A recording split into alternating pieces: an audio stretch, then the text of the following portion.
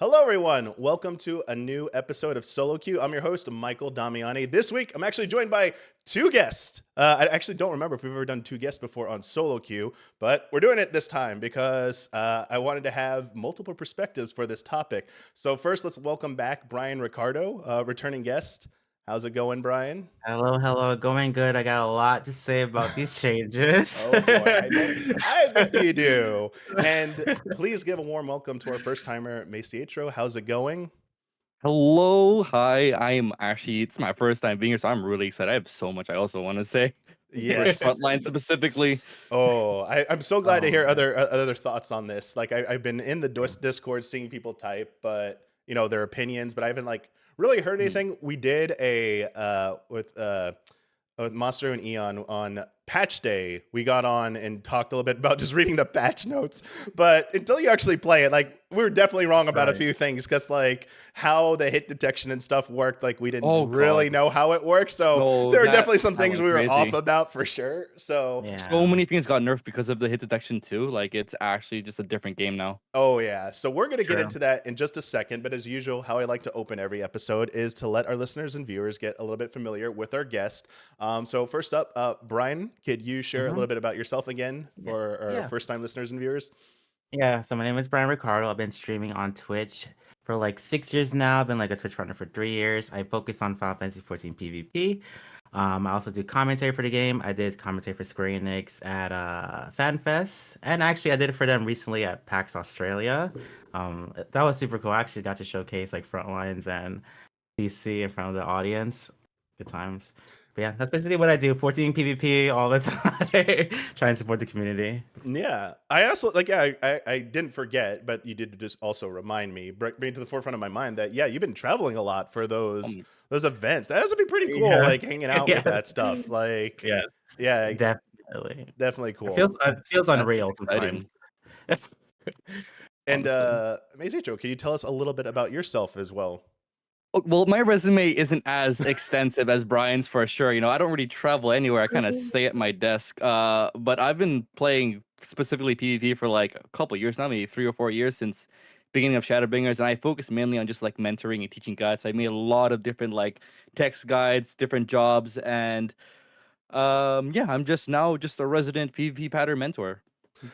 Now, Basically, it for revival. I'm going to add a little bit further context here for this because the few matches I've been able to get in, and I actually like recognize that you're in the match. It's because you're on my side. You're the one who puts the ignore marker on yourself, right? Yeah, yeah, yeah. That's Because me. you're That's going me. in and like going for big damn, and like it's like, oh yeah, Yeah, like it's mainly just me by myself, and I'm like, if people want to follow, that's up to them. But I'm gonna be suiciding into the enemy because I team and just seeing how. yeah, I just see it and I'm like, oh God, who is like did something? And I'm like, oh, it just makes me intro. I was like, Well, because I'm like, damn, there's some drama going on. No, it's cool. no. It's cool. Well, okay. I feel like suiciding is the right word. More like limit testing the job to the Hmm. maximum potential is probably, yeah. That's a strategic wording for it. Yeah. Sure. I think that's pretty good because I think a lot of people don't necessarily have that mindset. They're either too new and are just getting used to the game. And even I think Mm, veterans are trying to like play to win. And so they don't mm. necessarily like test the limits of what they could get away with. They're like playing in Oh, a way that tries to achieve synergy. And it's like, let's back off. Let's back off. And it's not, let's stay in here and keep like the gift. and Like just we've keep gone this far. going. Let's just keep going and see what Yeah, happens. let us fight, not let them let me fight. Oh my But god. that's like the whole like thing I'm trying to fight. Honestly, most of the time is like there's this whole I wouldn't say mindset. Actually, maybe it is mindset where people just like build battle high, focus on staying alive. But the thing is, if you're new to the game, you don't know kind of what to do with that battle high, so you don't because you don't know how to fight just yet. And it's like you're not making the most potential out of it. So that's why whenever I teach anybody who's new to frontlines, you just go in, die, repeat that again, and then until you start dying less, because then you'll know how to survive. Yeah. And then when you get battle high, you can use it better. Yeah. That's good.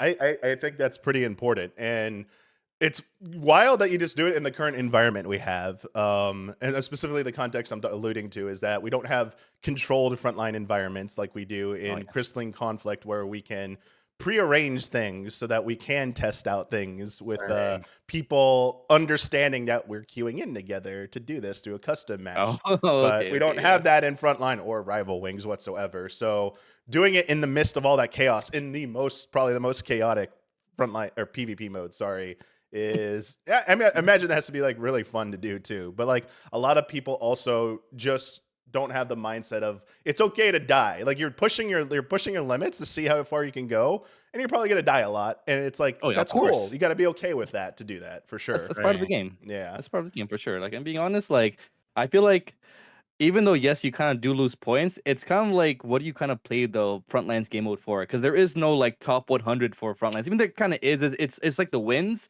but you Yeah. don't. Nobody. No one Yeah, cares about that. It's not the same. Nobody really No one cares. really cares about that. I mean, some Like, people do, but I like, mean, it doesn't mean okay. anything. Do you want to hear my like saltiest or not the spiciest take? Is like Yeah, Yeah, caring tell me- about your tell me win your rate saltiest and part. your frontline standings on the lodestone is like caring about having the highest post count on an old message board system. Like, I'm like the top poster. Like who cares? It's like It Bro, resets after a month, doesn't Yeah. it, or something? it also Yeah, like it does reset. yeah, it tells it's like looking at FF logs. You need to know how to understand what you're reading and what it's actually telling you. It's like a win rate in frontline is telling you that person is playing a certain way to achieve that. It's not necessarily giving you like the full picture. So Yeah. it's fun. Like honestly, it's fun. If you care about it and you like doing that, there's nothing wrong with that. Yeah. Like obviously have fun. It's like just maybe don't think it like means like the most important thing. It's not like being like Be all top end all kind of 100 thing. in CC. I would say top 100 in CC is definitely more meaningful than being sure. in the top For like sure. monthly Well, win isn't rate it- standings. isn't it- in isn't it Frontline. It's, now, not, like- it's actually it not even top win 300 rates. now?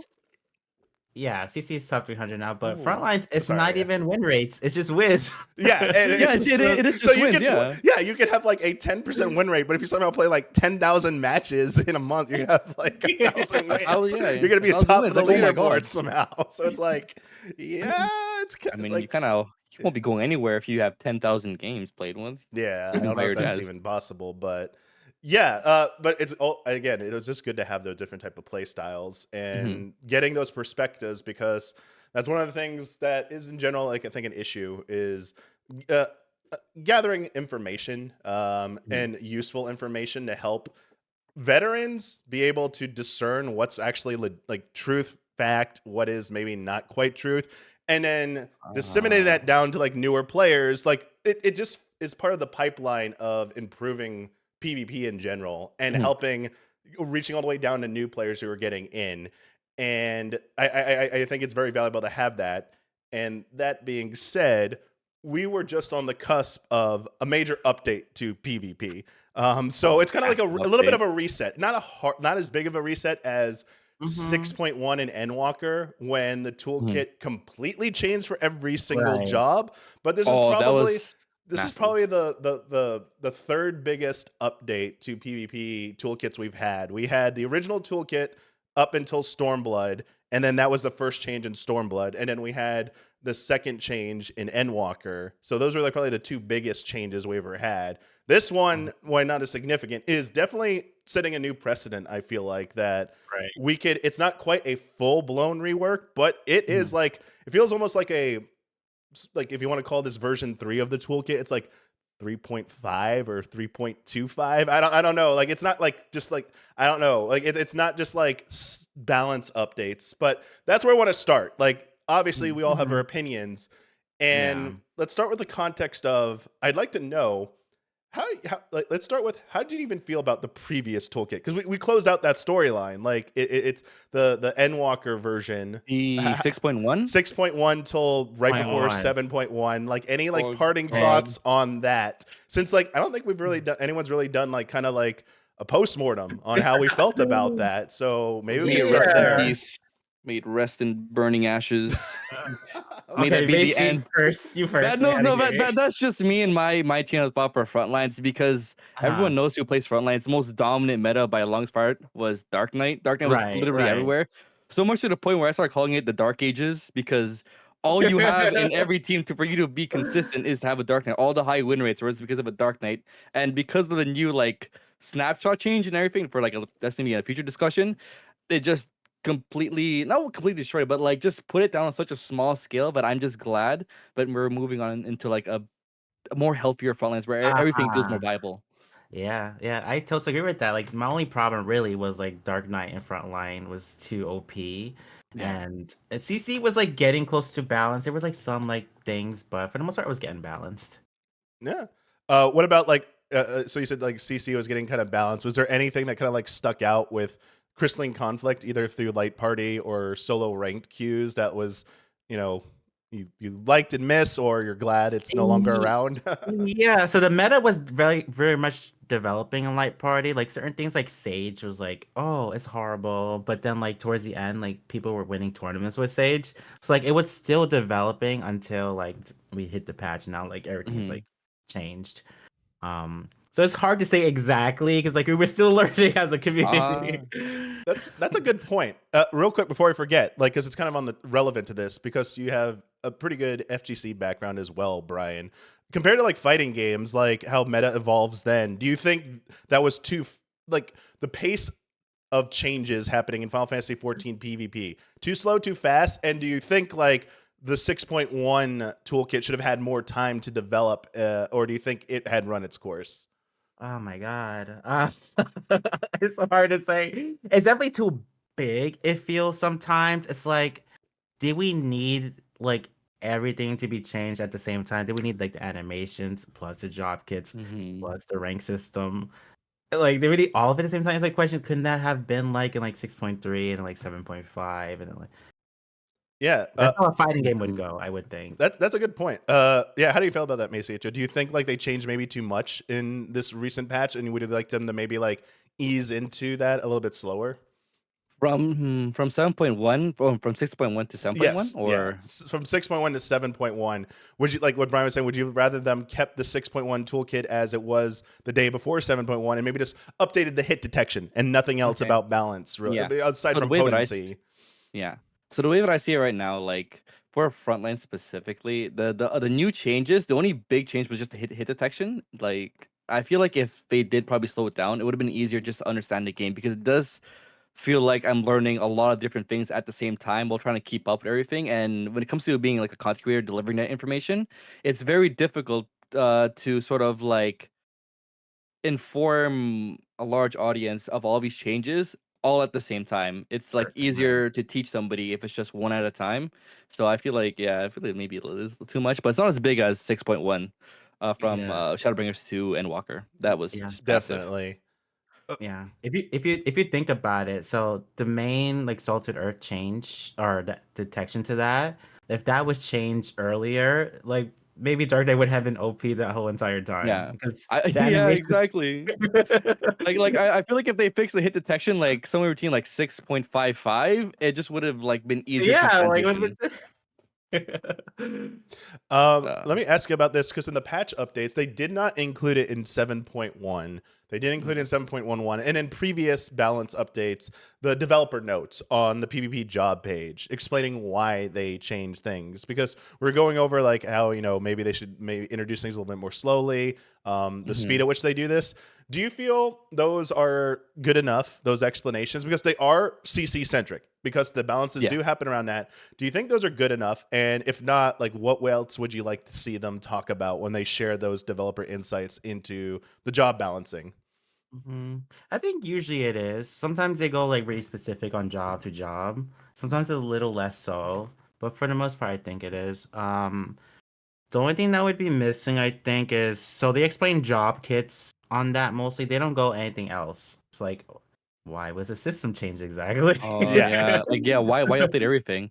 I'm being honest, I feel like everything when it comes to the developer notes, I feel like I kind of want to know why they're saying certain like what did they use to play test? Is there like a private server they used to get all this information from and how much of like are they confident this is the right action to do?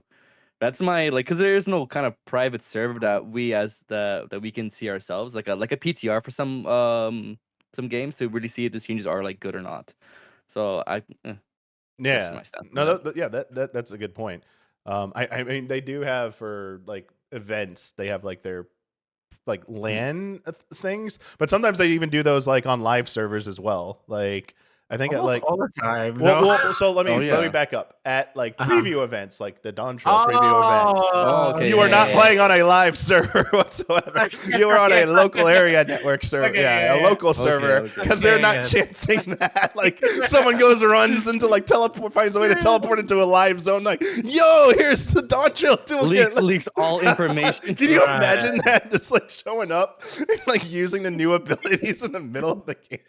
Oh, Right, yes, but yes, sir, yes, yes, they sir. don't use. And then for live letters, they're Live definitely letters. doing that. Like, because they have like Oh yeah. Yoshi P God mode codes that they can use where he doesn't take damage and stuff like that. So they definitely have something like that for development tools. They just, unlike other like Blizzard, they don't allow the player base access to a version of that to go in and mess around, which is Yeah. like unfortunate because that really would be like the best way is like, hey, like 7.1, we have these changes coming. So in the month leading up to it, like we're going to let you mess around with them and give us some feedback for some fine tuning.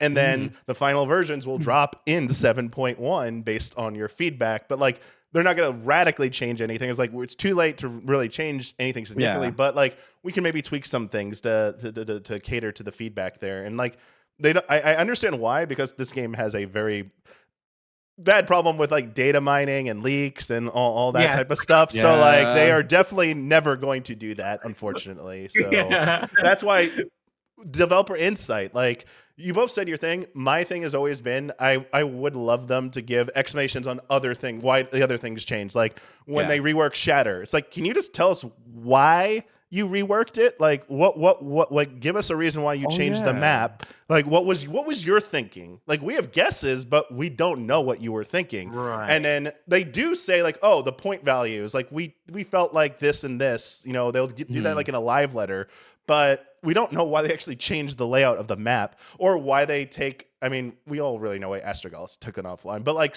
and Secure, but like just them telling us Yeah. like we are I taking want Secure Secure. offline because of Good this. riddance.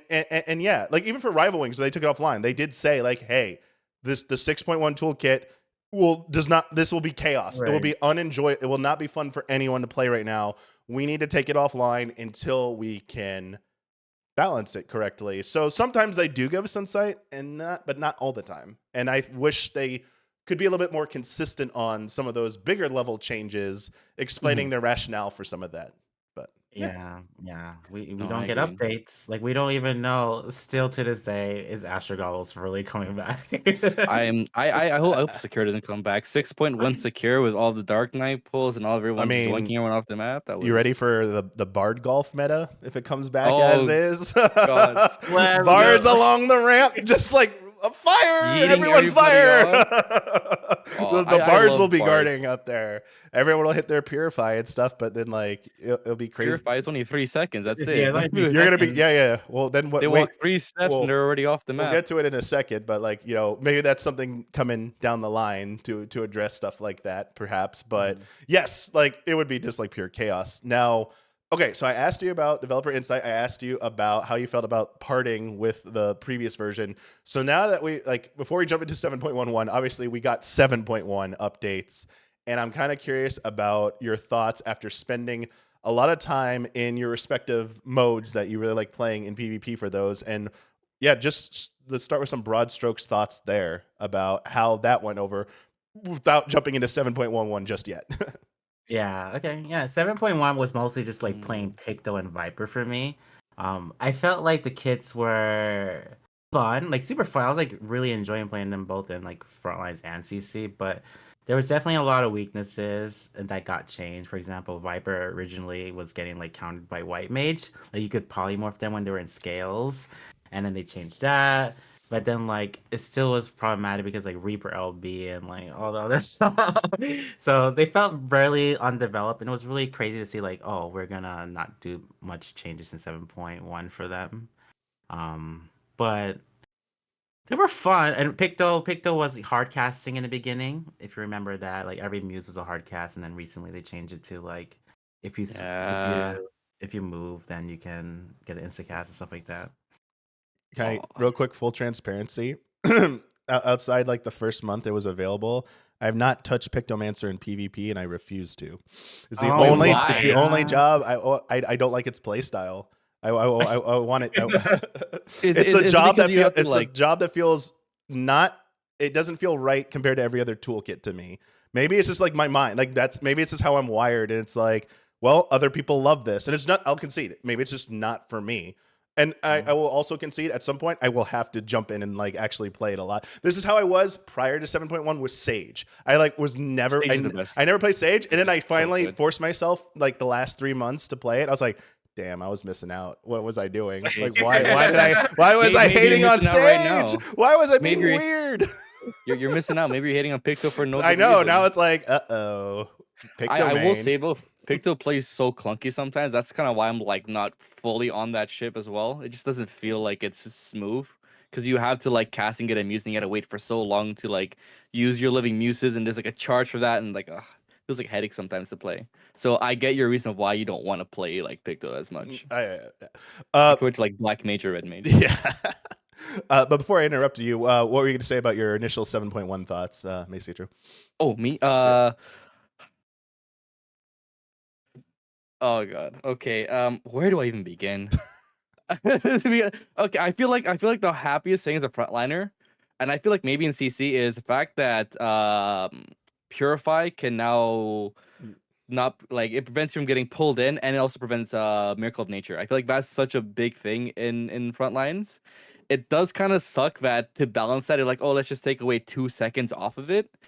That felt like it doesn't feel like it does enough, because the thing is, right, if you are an engaged DPS or just if you want to go to an enemy team, and they have like a lot of battle highs, to prevent yourself from being CC'd, you would pop Purify ahead of time. But the thing is, because it's only 3 seconds, you take like one step, you're already half your time. You're not even in the enemy team. When you're in the enemy team, you don't have time to press Purify because you have to press your buttons, and then you have to press Recoup. So it's like such a small window to do anything that it feels like, when do I kind of use it? And even now, it's still kind of, when do I use it? And people ask you, when do I use it? I'm like, it depends.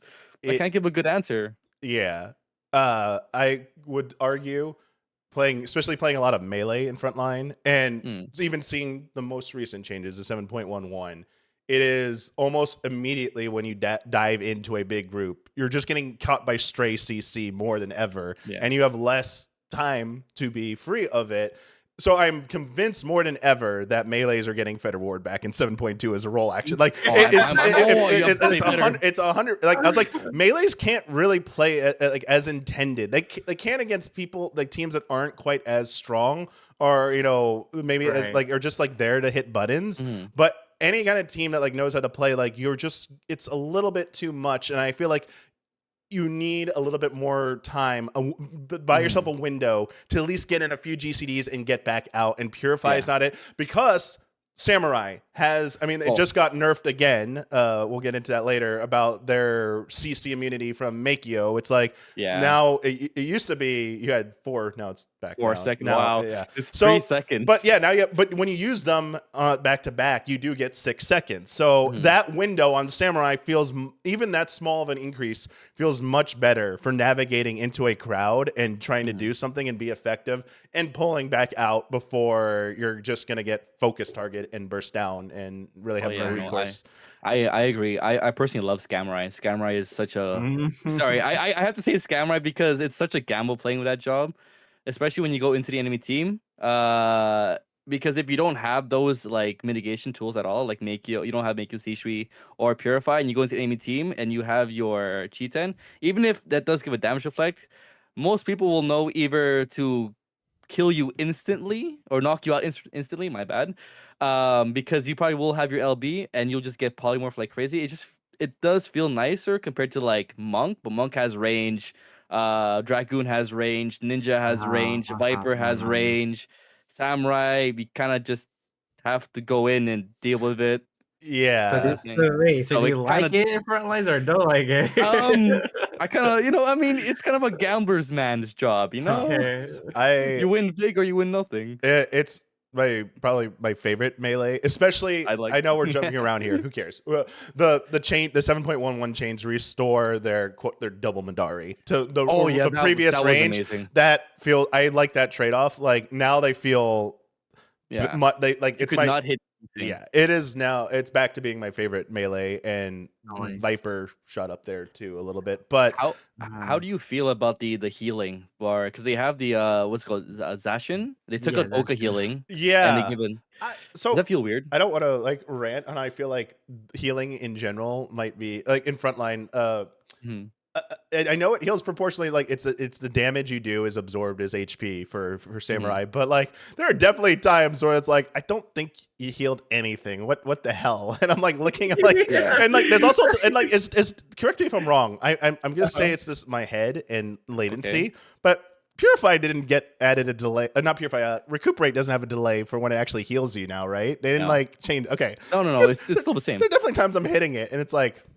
Where's the heal? Like it didn't go out. I'm like, it's just waiting. It's just waiting. It's on. I saw. Yeah, I was like, okay. Anyway, I like that. I do like that change because in the terms of the flow, to be more serious. Oh yeah. Because of your like the rotation you can do now, it feels like you can stay in there and be just constantly hitting buttons that are doing AoE abilities and also doing strong single target damage. And I feel like it's got a nice rhythm to it now. And you can get in there, do your stuff, and get out, and you feel like you did something effective in there. And like they at least on JP, they were more of a vanguard job because people respected how they played around Cheetan a little bit more there for baits. But now it's back to like the old version of Samurai, in my opinion, the Stormblood version of Samurai, where it was a job that could lead the attack. It was supposed to go in. The things it's missing, I think, still are Fetter Ward for all melees. They like need something like that. And if they'll give us all like a bloodbath or something like a self-healing ability where for a certain window of time, your damage is all going to convert to healing. If they give you that, it will go back to how it was before, and I really like that. But it swung back that way enough that Samurai to me is the job of any job that feels closest to going back to how it used to feel in Frontline. In Frontline, it's like a small appetizer of like this was the previous version of Frontline. I like this. Like Sam was so good, and it was so fun to play. So I'm very happy with the Samurai changes up till now, for sure. Okay, so Here we go. No, Brian, no, you literally have something you want to say. So in CC, Samurai just full on needs to be nerfed, actually. Here we go. It is the most broken thing right now because the meta is just so bulky. A lot of people are playing Astro, Paladin, Gunbreaker, healers. Oh, I have seen that. So, yeah, we're goats basically. Like goats. It's a goats meta. And because of that, Samurai can just like walk in there and like eventually get a kill with their LB, and it's just not good.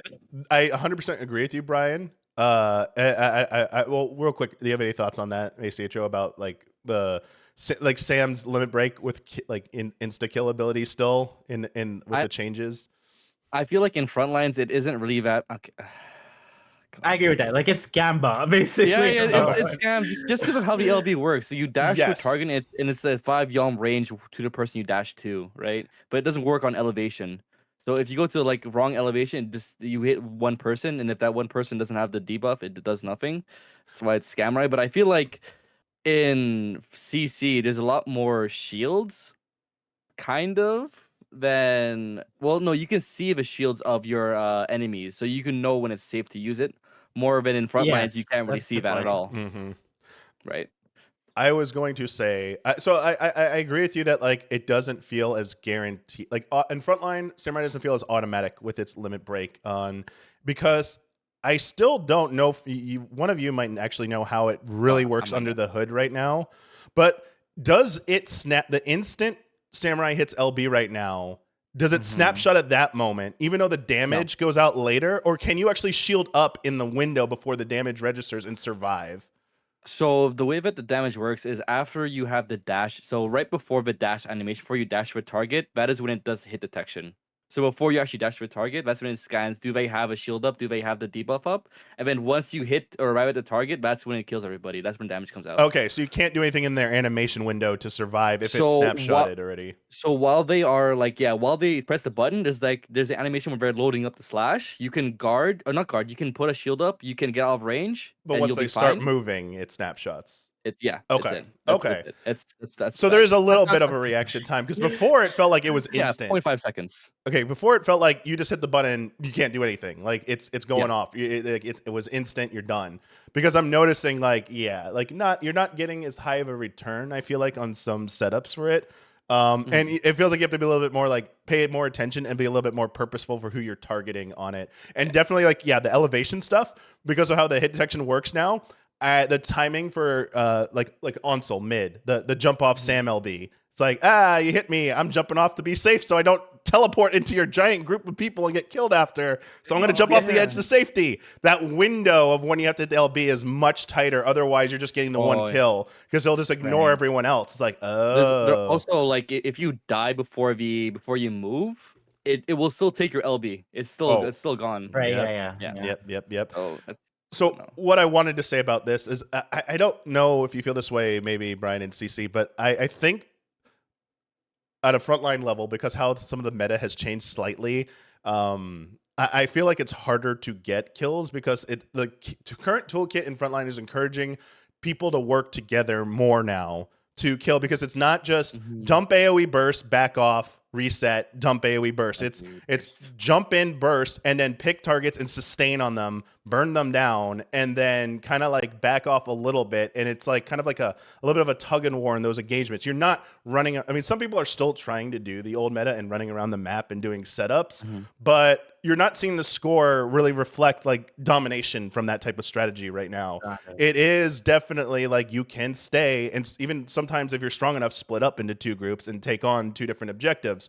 But because of that, I think it's harder to get kills than it was before. It was definitely easier to secure kills. I almost feel like insta-kill abilities, so specifically Ninja and Samurai, are too strong in frontline right now. I feel like, yes, you can earn them by putting in the work, but too often it's just a freebie for some people, and it's I don't think. I feel the CC. And specifically, I've been complaining about this forever, Brian. Indirect damage should not proc Kazushi off Chi-Ten. Even in the old toolkit, Horrid Roar, if you're just doing that in the middle of a group, it shouldn't proc up. It shouldn't hit Chi-Ten and proc I get to kill you now, you Dragoon, because he did that. That reminds me of what's it called? Holy Sheltron on Paladin. Yeah. You get the shield, and then once the shield's gone, that's when it explodes, and you lose the shield anyways. Yeah. And you still hit the shield, and you hit the Samurai. You have no defensive. So you have nothing. Yeah, I think maybe it need to be a case by case basis. Maybe smaller range AoE stuff like that is maybe you should know better if you're going with Holy Sheltron. But Horrid Roar is huge, and other AoEs are just Macrocosmos. It's the bread and butter is watch that Astro. As soon as you come in, do you not have a shield? You hit macro. I got Cheating up. You're going bye. That was how it was before. And now I'm happy macro Astros are going down in front lines. Those guys are everywhere. They're cockroaches. Probably best to put it. Okay, they're okay. They're a little OP, but I still think the insta kill thing is it needs to be reeled in a bit because it's a little too. I think it's too powerful. They can maybe still keep it, but I wish, for example, would you be okay with maybe the threshold for Ninja being lowered? It's not 49.9. Maybe it's 39.9%. Is it like Perfectio, the thing that Reaper got? Yeah, maybe that might be too low maybe for Ninja. I don't know how you feel for C. I also want to keep this not messing up CC as well. I'm trying to think in terms of a developer. This needs to work in all modes. How would you tweak that potentially to make Ninja still have the ability to in CC reward a good Ninja in a team for their synergy? Team wipe is part of that meta for Ninja. It needs to still be in play right now unless Ninja gets completely reworked. But also, how do we make it feel a little bit more challenging but rewarding so it's also not so easy to use in frontline so that ninjas can, if you're a good ninja, you will always be the top kills in a frontline match. All things being equal because you have that nasty cheese. I don't know how you would balance that at all. I never really thought about that. If you do the timer again... do you mean like the LB charge increase time, or you mean the window between chains for Ninja? Either, really. Mm, Yeah. I would think the biggest thing I would change for Ninja LB, because this is also a thing, is let shields be part of the 50% damage reduction. Or no, 50% of like your okay. So if you're a Mhm. ninja and you Yeah. see like a sage, and they are at like 45% HP, but they have a shield on that brings their HP above I gotcha. 52, they will still die to the ninja LB. So having shields be part of that HP pool as well might help balance these out a little better, I think. Huh. That could be cute, but that's just the But way like, it should. no, like okay, like in front lines, it will probably be cuck a ninja more than actually like with skill. But that means that the person who's a ninja has to read the debuffs or buffs on the Right, target before LBing. So it has that like if you miss the LB, it's kind of your fault for not seeing that they had a shield up right. at that low Yeah. HP threshold. I think I So like that. yeah. So that's like what I would think for like Ninja, because like they've done timer decreases. They've like messed with a bunch of stuff for Ninja entirely. This whole kit just feels a little different sometimes. And I feel like but that HP threshold is still consistent. So having something else factor into HP might make things feel a little more difficult, but also rewarding at the same time. Let me ask this for curiosity, because one of you two might know way better than me, since you maybe play a little bit more competitive games than I do. Do other types of competitive games, like either MOBAs or like hero shooters, like Overwatch, Mhm. do characters have abilities similar to what Samurai LB and Ninja LB are, where they are like a certain condition is met, it's a guaranteed kill, or is this kind of unique to Uh, Final Fantasy 14? Sigma from Overwatch, their ultimate is a slam that will take up 50% of your HP. And if you are lower than that, when they slam you down, you will die instantly. Okay. Okay. But if you have like shield HP above that, you will survive it. So Is that's it? Yeah, it's not fast though. I was gonna Like say, you and like, know, how can you react and do yeah, something about it? yeah, Like compared to like you can. Ninja, where it's like they're in range, you're just bye. Yeah, no, Ninja, yeah, you can react to, but that's like the closest thing I could think of off the top of my head, to be that is honest. very close, and I Okay. wouldn't have anything to say. Uh, That's really close. okay. Other than no, yeah, that's really close example. All Yeah. right. All right. So, yeah. Sorry to derail with As soon that. as as soon as you mentioned that, that's like the first thing that popped in my head. I'm like, yeah, that's basically it. Yeah. No. Okay. Let's get back to like the 7.1 thoughts, and how they pertain to like the different modes you guys play in. So, like, what other kind of observations have you seen in like CC, Brian? Either from like playing your solo ranked, and so solo ranked observations, the light party tournament you got to commentate recently. Uh-huh, uh-huh. Dawn I of saw that. what was it called again, Brian? Dawn of. Do you remember? It's Uh-oh. never mind. I got it wrong. Fault's mine. I didn't remember. Dawn of a new day. There we go. Dawn Dawn of of a new day. day. But also, you've been playing in different regions. Are you seeing any regional differences in Yeah, solo ranked as well? nope. Everyone's running goats meta. Everyone's running goats. Every region, every light party solo queue. It's Astro, Red Mage, a tank core, which could be Paladin Gunbreaker, and then like an insta kill, like Samurai. Oh my god, Usually, that's so bulky. yeah. It's you don't kill unless you get Samurai LB. That's how it feels in a lot of matches at So high then that's tier. just like every single like 2 minutes, there's like potentially a kill window. Oh yeah, And like then in Samurai's between that, LB. Just oh try and my like god. shield it, and then you Oh. maybe do it, and if you don't do it, you lose the person, and then it snowballs. Would you say this is Oh. the time the in the history of CC? Would you say this is one of the times where like there's a more clear cut, definitive like meta at the Yes. moment than ever? Yes. Okay. Yes, And I actually like been tilting in solo queue because it's like, oh, my team doesn't have the Astro or Samurai, so we just lose. Previous seasons didn't feel like that as much. There were some good jobs where it was never like, oh, I don't have this and this and this, so bye. And it's obviously because they wanted to be more coordinated, and these jobs are the jobs that coordinate and like burst together well and do all that stuff. But if they're gonna do that, I think we should just have a light party season. So actually, Oh, yeah. I actually have a question. So is the reason why you think those jobs are like currently in the meta is because they're easier to operate without like coordination on the ladder?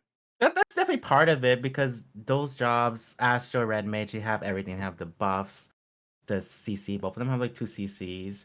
Both of them have like healing plus big burst damage plus they have like everything. You could just like go in and it works on every comp basically. Versus the other jobs. So yeah, Okay. that's definitely part of it, but it's definitely like a balancing. Like those jobs are just in generally strong. Mhm. But I think the solution would be either like rebalance things, or we should just have a live party season if they want us to coordinate. Like that's the place to coordinate is with Mm. a live party. Yeah. I, Yeah, go yeah. ahead. Uh, No, I feel like this is like on higher ranks. Like, I'm pretty sure in lower ranks, I don't think it really matters because I mean I haven't touched ranked CC in the whole 7.1, so I'm still kind of bronze 3. So so all this time I'm just like, oh yeah, these metas are needed. I'm pretty sure at my rank that I'd be playing in, it'd be like I'd see like the stray just random 5 DPS compositions, Yeah. That's strictly what I'm talking is strictly like crystal rank people crystal fighting rank and for above. top 100. Yeah, hmm and like Yeah. Um, Okay. the next I want to ask you real quick, Brian, about CC is the light party. I got to catch a little bit of the tournament. I did see eventually some teams going with not that quite that meta, but it was also like players who are known for certain jobs that they're very strong on oh yeah, that did performing better happen. because Oh, one familiarity and character. knowledge sometimes trumps Oh meta, yeah, and you were still seeing that there. But also, like, it was the first tournament of the newest 7.1. Yeah, wait, it was Yeah, before. Sorry. it was like a week Yeah, after. Mhm. yeah. So it's still very relatively early in this new Oh, that's kit. that's Yeah, fresh. yeah. So That's fresh. Tournament after the patch update? Wow, okay. Yeah. yeah, I It didn't know was how you still felt about what you saw there. If it was like pretty much what you expected. Yeah, I think people were like playing solo queue like the days before. They saw like this is like what's working, so let's a lot of them brought that to the tournament, and it worked in the tournament. And yeah, there were some people who were like they've been playing Light Party for since the beginning of CC, and they like have this coordination with their team well enough that they can play most things, Mm. and they have more time. So those teams you can see experiment a bit more and have success, but it kind of felt like the same thing. It kind of felt like, oh, I'm just watching solo queue, but like a little bit more coordinated. A little more coordinated. Yeah. Um, Ah, oh, what was I gonna that's ask that's you about? Oh, the last thing, because Masietro, I'm gonna get to you about like frontline oh, thoughts in just a second. But the last thing I want to ask Brian about don't CC, worry about it, man. um,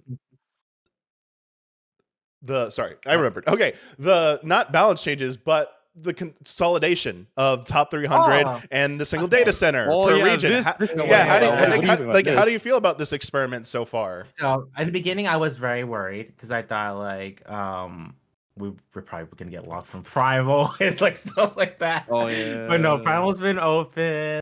The queues are really active with the top 300. You can play like almost any time right now for most regions from what I've seen. So I think positive so far. I was also really confused about one thing. I thought like they meant like one character per service account and that's it. But no, I'm able to still get my spot on like each region. Mhm. So I have a character on NA who's top 100 and an EU who's top 100.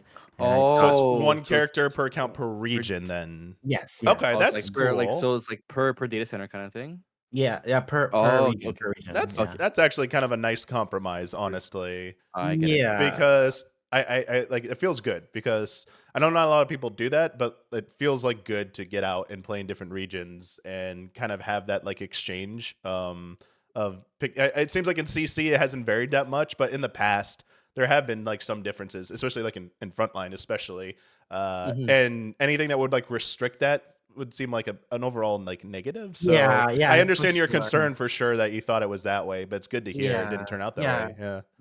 Yeah, for me specifically, I like playing with other communities. And yeah, there's some different metas, just not right now.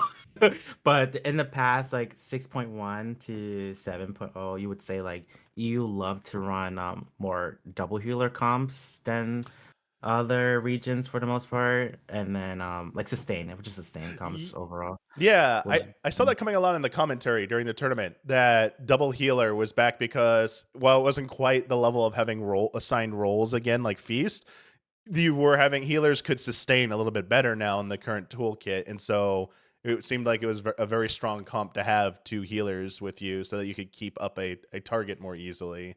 Mhm. And there were some maybe uh-huh. concerns around that, or I don't know. Like there seemed to be like some back and forth of whether that was good or not in the current toolkit. I wasn't quite sure Oh what to make of it. yeah. Yeah, so I think anything could eventually work, like if people like practice and stuff. But you would back in the day, you not back in the day, like Back 6.1, back in the day, or 7 eons 6.1, ago. last expansion. People I would barely say remember that time. EU was sustained, and then NA and JP prefer bursty comps, and Aussie's kind of like whatever. Okay. No, Whatever. they play Whatever. like NA. They play like NA. They should do bursty too. Okay. Now, Masietro, how have you felt about the 7.1 changes in regards to like frontline? For all this stuff, your style of play. Have you found that like certain jobs are a little bit more like challenging to play the way you play? Are you finding like new favorites? And then just like, your general observations about, we already talked about Dark Knight, with the hit detection being changed about that. How have these changes impacted frontline from your experience? So, okay, so back in I have to go like back in time as well. So back in Shadowbringers for frontlines, there was shot calling as well. It just wasn't Dark Knight shot calling. The Dark Knight shot calling is just calling for pulls. In Shadowbringers, we would just call burst combinations. So we'd call get rid of your AoEs, prep your AoEs, and then count down 3, 2, 1, fire AoEs at that specific area. I feel like because the Dark Knight isn't as strong as it was in the Dark Ages, um you might see a resurgence of those type of burst commands coming in, and that means that everything is a little more reactive. Because before, in Endwalker, the end of times, kind of for front lines, you would have a dark dive in, they would pull, and then half a second later, you see black health bars. Right? Because you would have macro spam, you would just see you'd get sucked in, you wouldn't know if you bind, or if you didn't know if you were to use purify, if you were to use guard, but then guard might broken from like dancer LB, and you try to run away Right. from a dancer LB, but you can't because it's it snapshots to when you were still in the Dark Knight bind, versus now if there's a dancer LB, you can kind of actually get out of it, like you can avoid the LB entirely. So that's such a big like quality of life change to frontlines. I feel like not a lot of people are really realizing, because it does feel kind of new still. It's still kind of like everyone is still figuring out what the good jobs are to play. Because Dark Knight is still strong, but it's not as Yes. strong. There's a weaker. I think tanks are like 50% damage reduction. Dark Knight is like 40% now, so it's a little more squishier as well. So like Square Enix just took the hammer and just like slapped Dark Knight way too many times. So I mean, but like it's nice because all you can play all over jobs now. You can play like Yeah, we want yes, balance. exactly. It's a better balance, And I feel Yeah. like it just feels so healthy for the Yeah, team. I would agree. This is where I've seen a lot of people from the frontline perspective being a little like bummed out about the changes. And Mhm. for the most part, I've been like incredibly like positive. I still think some of the hit detection stuff needs to be fine tuned for Yeah, sure. oh, I agree. There's definitely something Definitely. I was like this that should not work that way. Like please change that back, or at least go back the other way. But in general, the play style now, and I think like because I had played so much frontline in the past with all the different toolkits over time, Mhm. maybe not as much in the beginning. Like I didn't play as heavily back in like the AR Heavensward toolkit, the OG one, Oh where you god, needed to know I how to have play. no You had idea. to play. You had to know how to play your job in PVE, and then What? all the Oh, PVE actions, and then PvP specific actions, and then points you allocated into PvP specific traits. And it what was, attributes? You had to rank up. You had to have like and you had to Oh level my! up, and it was What? like peak That's a like different good game. luck knowing how to play and multiple jobs. gear mattered too. Yeah, gear Oh, gear mattered resistances, too. potions. It was like Oh god. that was the Wild West, man. That was like, So what is so going on? if you were like a end boss, like you were like doing final content rating gear, you'd be like just a Well, final Yes. boss in PvP. yeah. Like for example, like you think it's harder to kill stuff now. Like healers, if you didn't like sick like all 24 people on a healer and call a correct burst on them, or had 8 like really strong PvP players like coordinating on a healer, you weren't doing anything to a healer. What They the would just hell? run around maps like laughing at everybody, like not dying. Yeah, 'Cause it was they- a strategy where like healers would like go to spawn and like just rat people. Yeah. Wait, I don't think they'd even do damage. So they're just there, just Well, like, hey, you can't kill me. Their crowd control. You didn't have the ways to escape. So like example, White Mage could like lock you down with like they had repos, which had 3 levels of resistance, so you could cast it 3 times with diminishing returns, plus Fluid Aura to knock back and bind them. And yeah, you could stun with Holy, so you could like sleep, stun, sleep, stun, sleep, stun, Fluid Aura away, bye. And like it would be like 20 something seconds. They couldn't do anything. So like back then also was occupy bases, not capture them like by interacting. So you That just is secure. you could stand there and just keep them out and like steal their base. So it's like Low key Oh, fun, though. yeah, it was a much That's- different style. But That's such a different game now because everything is so Yeah. simplified now. If I really think about it, like it's such a big difference. when you guys I talk had about to this say my stuff. favorite thing about that era, Ninja. Ninja could be invisible forever. So They like could. it was a tactic to just like be invisible, Oh take my a node, take it, then go back invisible, and there'll be like a bunch of invisible I ninjas.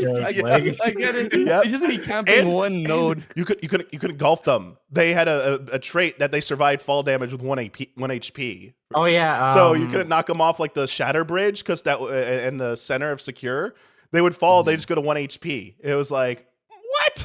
Like every I time. forget the name of it. Yeah, they got rid of it towards the end though. But like at the start, they were the only ones who couldn't die to fall damage. It was one of their passive traits. I was like, yeah, the ooh. passive trait. Oh yeah, I like like a challenge discussion. This is like two like yeah, what do you- there were that. All this was like intentional too, though, because like there was Sick a detect. counter ability called Detect that Machinist and Bard got, so they could like detect invisible people. Brian, what was the job? Was it Monk who had the ability to knock off your buffs? They're reminiscing. What Oh was- yeah, Dispel. Yeah, One because you can remove punch. Aetherflow stacks, you can remove hollowed ground. You can like, it Yeah, was like, that was one imp. you one would like, imp punch. oh man, that was a nightmare.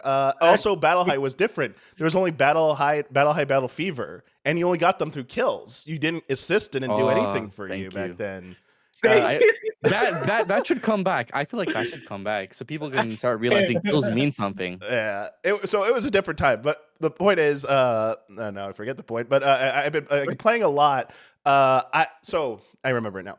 I played so much that like I felt like because of that, I knew pretty quickly into this new toolkit that they were shifting. The developers, were taking a different approach than even I had thought of to address the issues that a lot of us were having in front lines in terms of like the play style.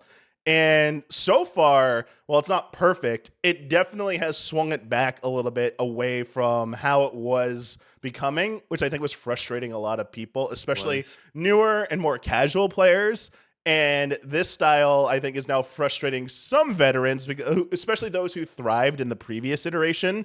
They're like, oh, we have to figure out new metas and figure out new things. And obviously, I can't just go in and pull. yeah, they're just trying to do I that. can't just press two And not, buttons. and Oh not my wondering God. why everything's dying right away. And it's like, well, for those of us who were around before, it's like, oh, we know what to do with this. Like, you got to do more sustain. You have to sustain burst a little bit longer here. This is how it used to be. Yeah. So I think those of us who had that experience, this change is going over much more smoothly for us. And that's why I really like it. And I'm very hopeful when we get the role actions in 7.2, that will be like the complete picture and version of this, that it's like, wow, they found a way without radically changing the jobs back to a different direction to update Frontline in a way that it feels a bit of a bit like the old style, in that it's not so much like hit a few buttons, you win if you're coordinated. And I like that. And as you said earlier, it feels like so many jobs are viable now in Frontline. Oh yeah. Like they all have so many different utility, and honestly,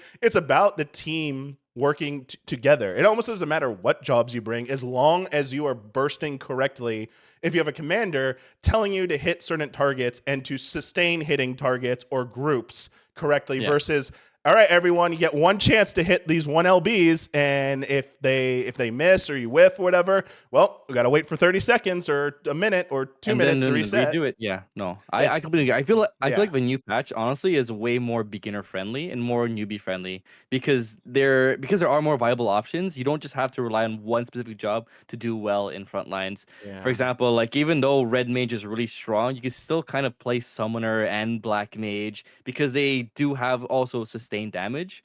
Versus like before, you can't really play red mage because it didn't feel nice to play. You would have to dash in, dash out, and but you didn't really have any AoEs. Kind of your LB was great, and you did have a chain silence, but like that's it. You would wait every single 20 seconds to go, and now you have more. You have buffs to press. You have Yeah.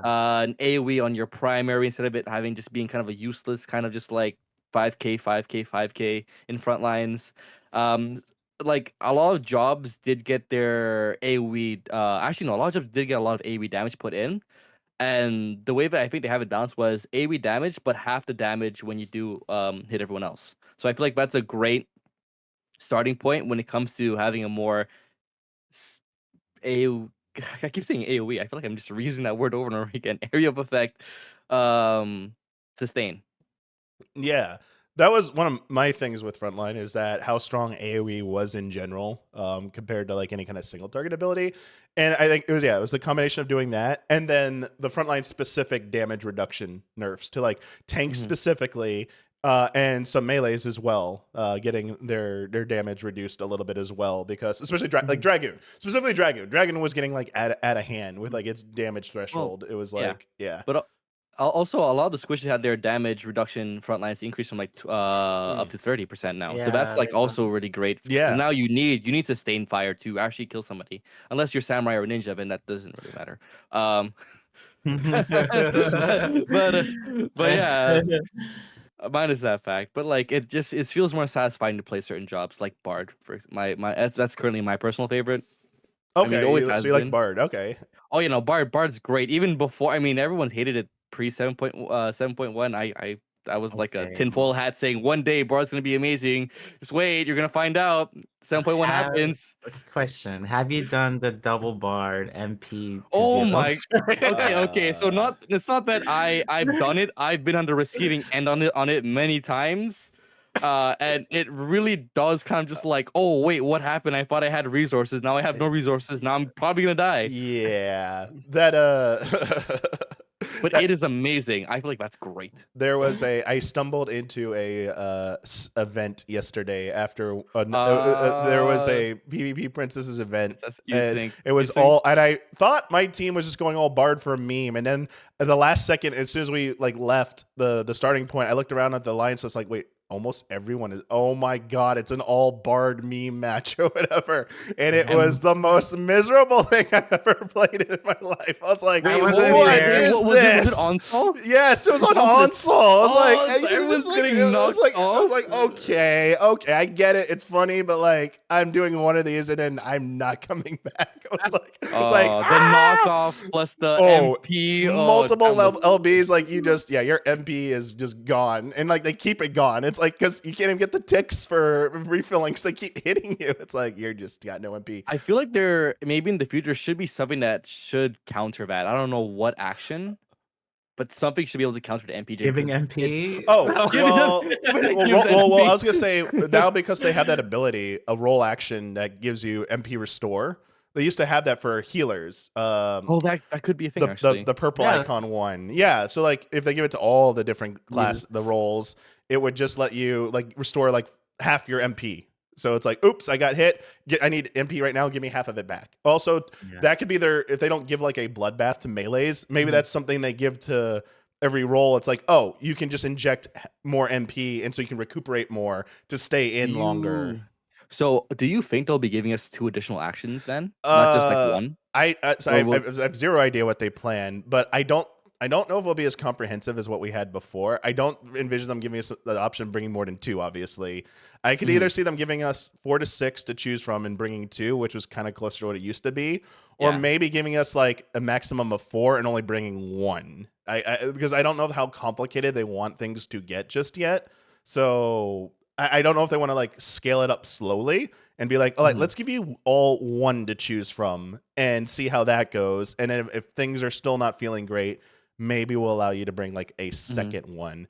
But I think like, yeah, I think some of the like, not necessarily all the old ones can come back. Obviously, the two I'm most convinced are coming back are Fetter Ward for melee specific 100%. and Rescue for healers is absolutely Yeah, gonna come Rescue? back. Oh, I think it's Rescue. I do. I think it like if I don't think they want to swing it back to like roles need to be like healers need to save people, like they're healing and they're responsible. But like giving healers that options, like, yeah, you get a little bit of a benefit from being a healer where you can like do a little bit more to help a teammate to survive something. So like if they're getting chain CC'd, maybe Rescue goes through everything. Even if they're like stunned and everything, it will rescue them out of anything. Why am I? And Oh no! Why yeah. did I just imagine? It's like a I'm rescue only purify. imagining.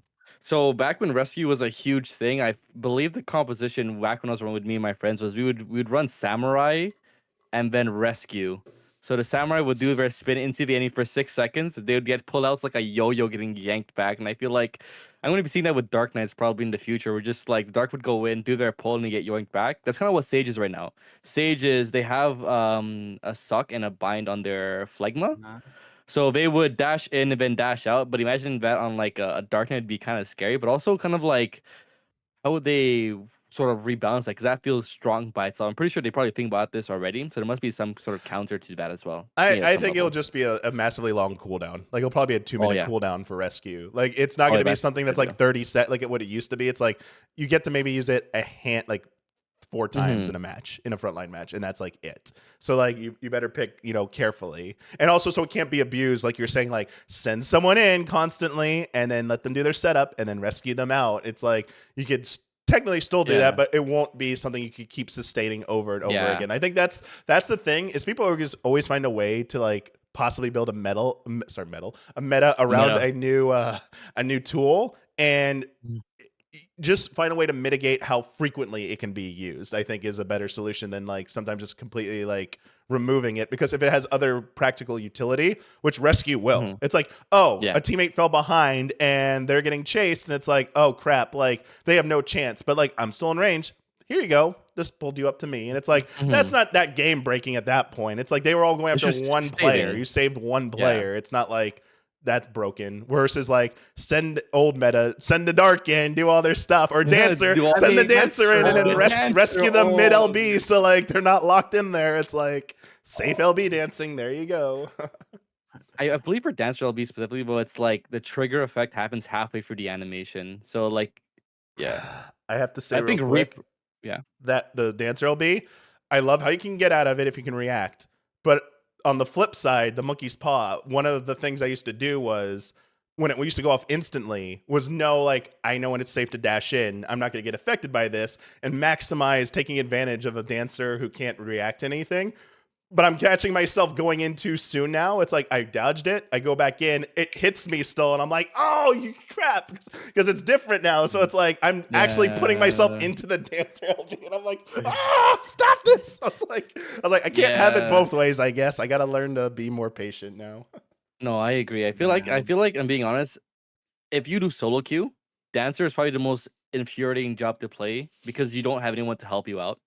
Right? Because normally some people use a paladin to help shield them when they go in. If you are solo queuing by yourself and you don't know anyone else on your team, your LB might as well kind of not exist because you really think about it, right?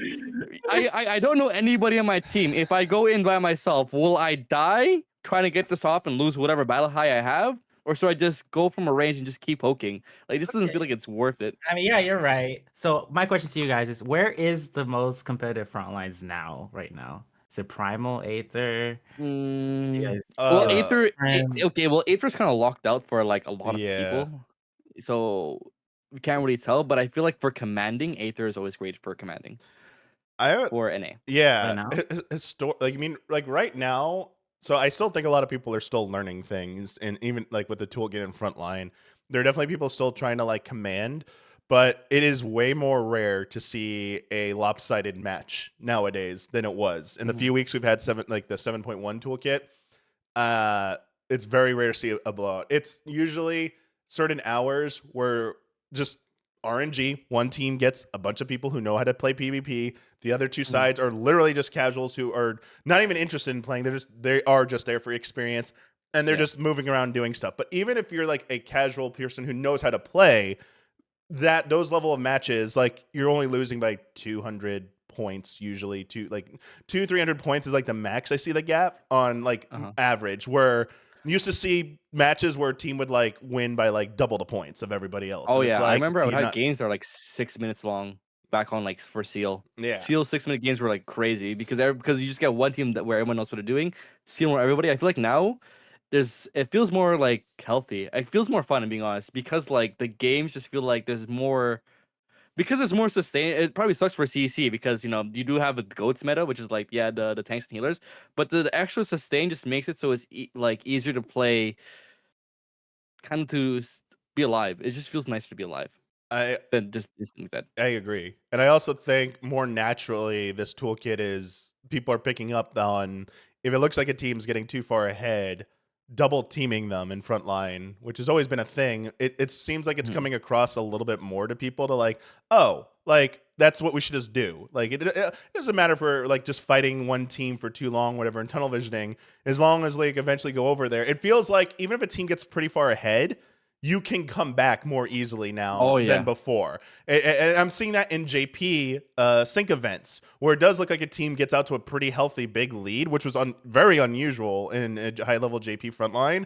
But then like the other two teams, like, all right, there's like a flow now where certain teams have advantage because of the spawn logic on each map. It's kind of becoming like that, where it's like we know this team's going to get a little bit ahead at this point, but eventually like the RNG is going to switch to us, and we're going to work with the other team, and we will like put them in check.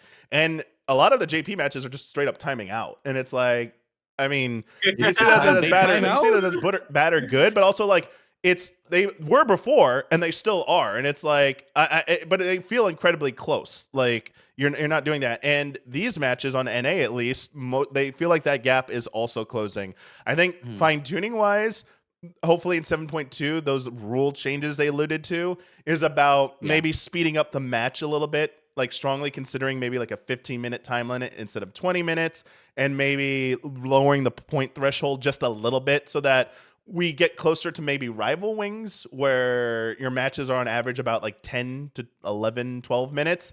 And that way you can get in more frontline matches in an hour if you don't have as much time to play, versus now where it's like you can get maybe 2 to 3 matches in an hour if that's all you have. And honestly, sometimes those matches feel like they do drag on a little bit too long.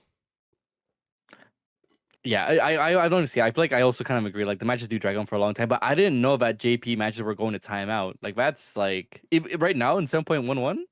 Oh, like so the ones I was watching, yes, they were getting like the Onsel ones that were happening last. So I didn't. I decided not to jump in last night, and I was watching one while I was wrapping up my stream, and it ended in a timeout. The ones I played in on day one of 7.1 dropping in the morning because JP was popping at that hour. Came very close to being timeouts, but obviously that was everyone's what the heck's going on. First day, yeah. But like Shatter, the ones I've done on Shatter, both on NA, one thing, Shatter feels much better now than it ever did before, way better, in my opinion. And two, like that's the one that guaranteed will like almost time out everywhere now. If you do like a Q sync, like Shatter will just time out everywhere. And a Q sync Shatter will time out. It's like hilarious, and like even more so. Like in JP, it's like they're not even close to hitting the final score. It's like they're like halfway there at the end of the match. It's like, oh, okay, they might want to consider changing the score threshold for that mode. It's just we just go for pad damage. What do you mean? I kind of want like 11 million Scholar again. That was fun. Oh yeah, they nerfed Scholar. I don't think that's possible anymore. Actually, yeah.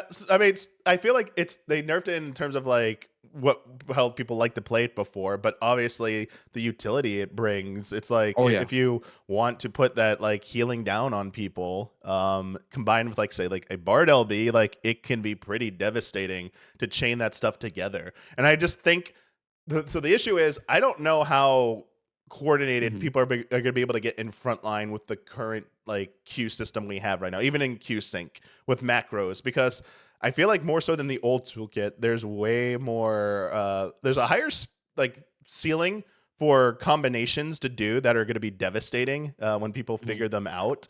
But the problem Wait, is getting people to do them in tandem at the optimal timing for when you by drop stuff. by macros, you mean like call macros or by Yeah, like right now you actual just macros? do like a call macro, say everyone drop what you have right now. Like there's not a macro Oh, that says like dancer LB go out now. Like this LB follow up that like there's nothing that like I don't see anyone really doing Oh, that yeah. that except for the Community Cup and JP, their big frontline thing they did a few weeks ago. But that was using voice chat, and the commanders were being extremely like explicit with their directions to their party and their other alliances about what to do. So it was way more comprehensive than and while also using just normal chat macros. That must have been really hectic. Like 24 people in one voice call. Everyone. Well, Usually- it's just the commanders talking. Yeah, Just okay, only the just like- commanders talk, and it's usually only one or two people.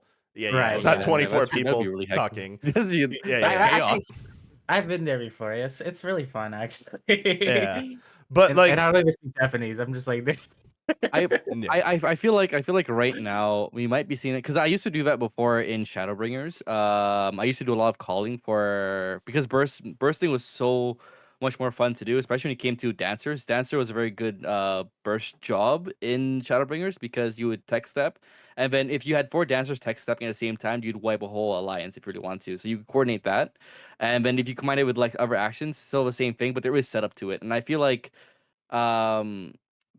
because new Dawn Trail kind of feels more sustain heavy, and because there is more HP and there is more sustained damage, I feel like there is gonna be a shift towards more of like a multi-step burst, but to some level it might not be welcomed by the average like frontliner. Because they Yeah. won't. I agree. I don't want it to get that way in like just like regular queues, honestly, like in casual play.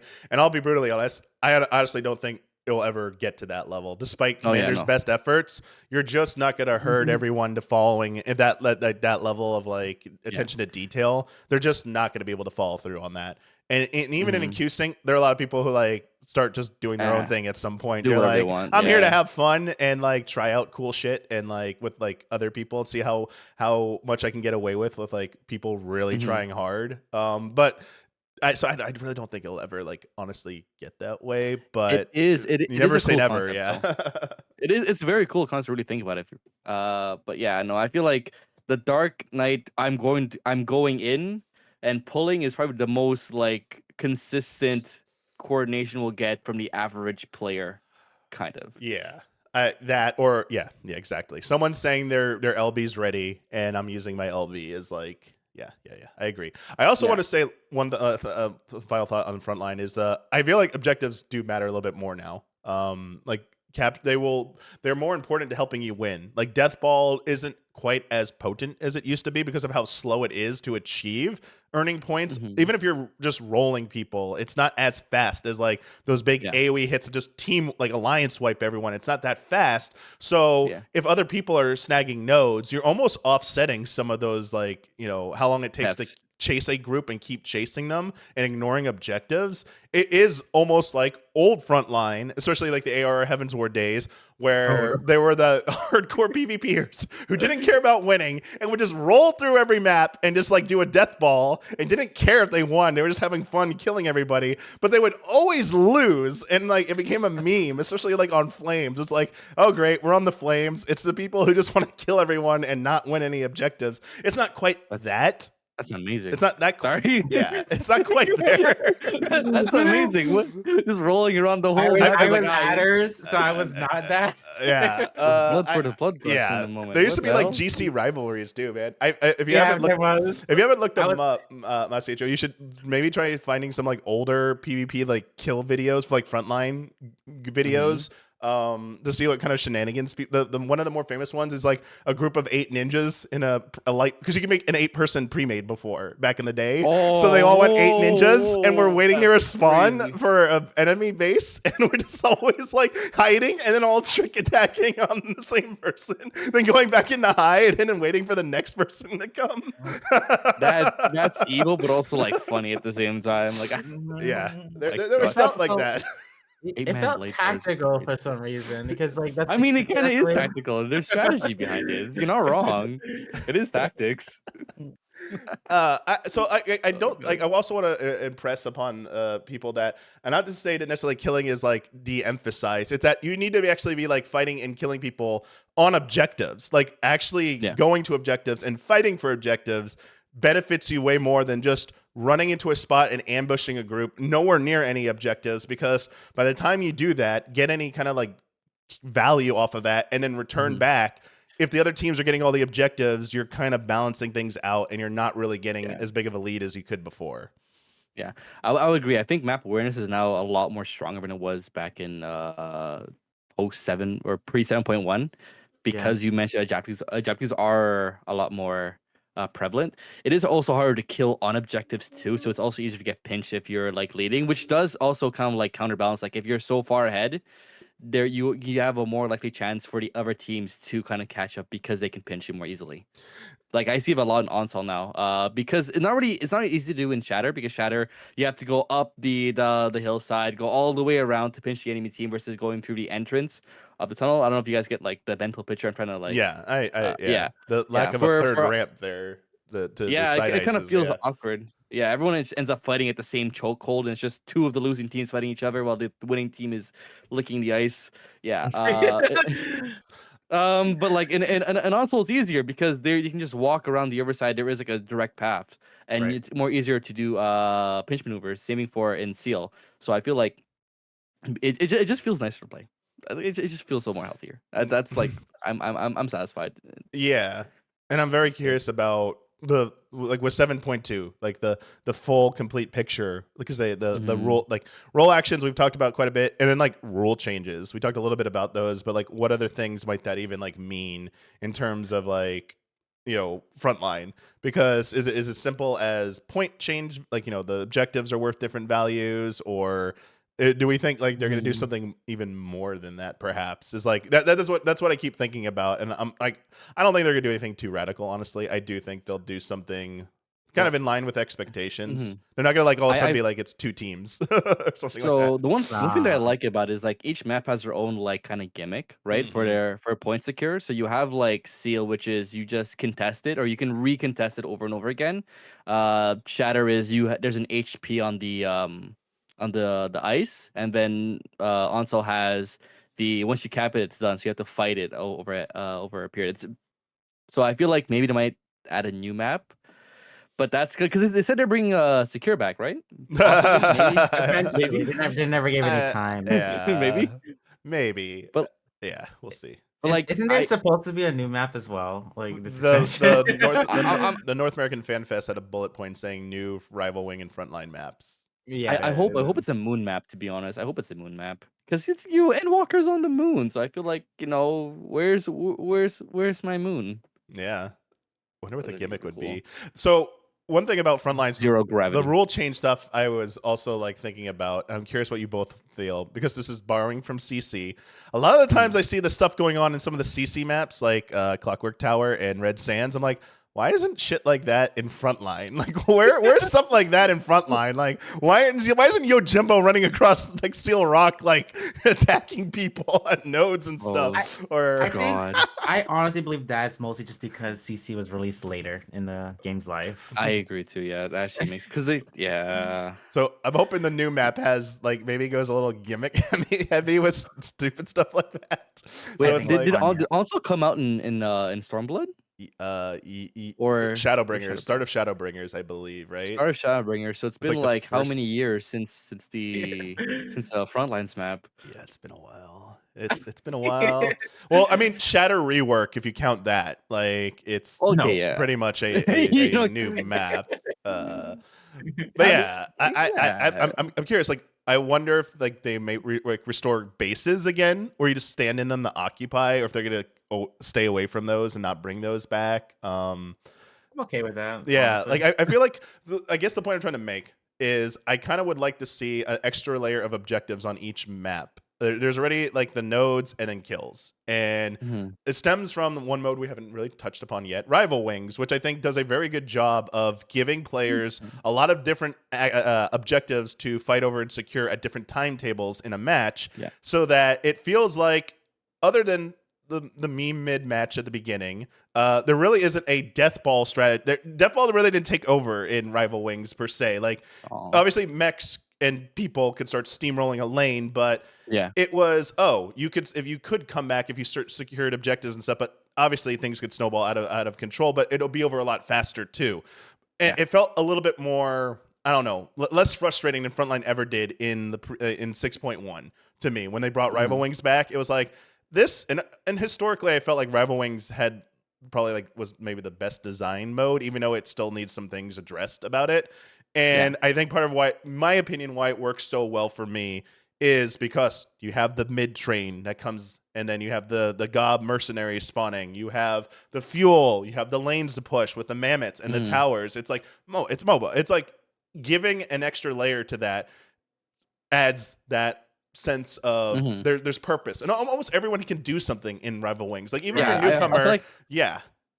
Go there's ahead. like Mhm. different objectives you can do. And I feel like that's honestly, I feel like Rival Wings feels like an individual's action actually has a great like effect to the entire game. Like if you have a really good mecha pilot, you can really like secure a lane. Versus in Frontlines, if you have a really good like Dragoon, you can't really see that unless they're really like just plowing everybody down with like 24 kills, right? Exactly. Yeah, you're exactly right. And even more so with the 7.1 and 7.11 changes, jobs can't carry, premates can't carry as hard in frontline anymore. Mhm. Like that definitely got nerfed. Like they're still Yeah. potent, but they don't have as much, weight as they used to. So yes, like it feels like Rival Wings, it is very much dependent on like if you guys are, everyone's contributing to the team, and because you Mhm. don't have to be out killing people, and dying doesn't necessarily cost you a lot. It costs you position and time. It Mhm. doesn't directly contribute to, I lost my team points and the other team gained points, so they're closer Right. to winning. So I think that's a concept a lot of people, casual players,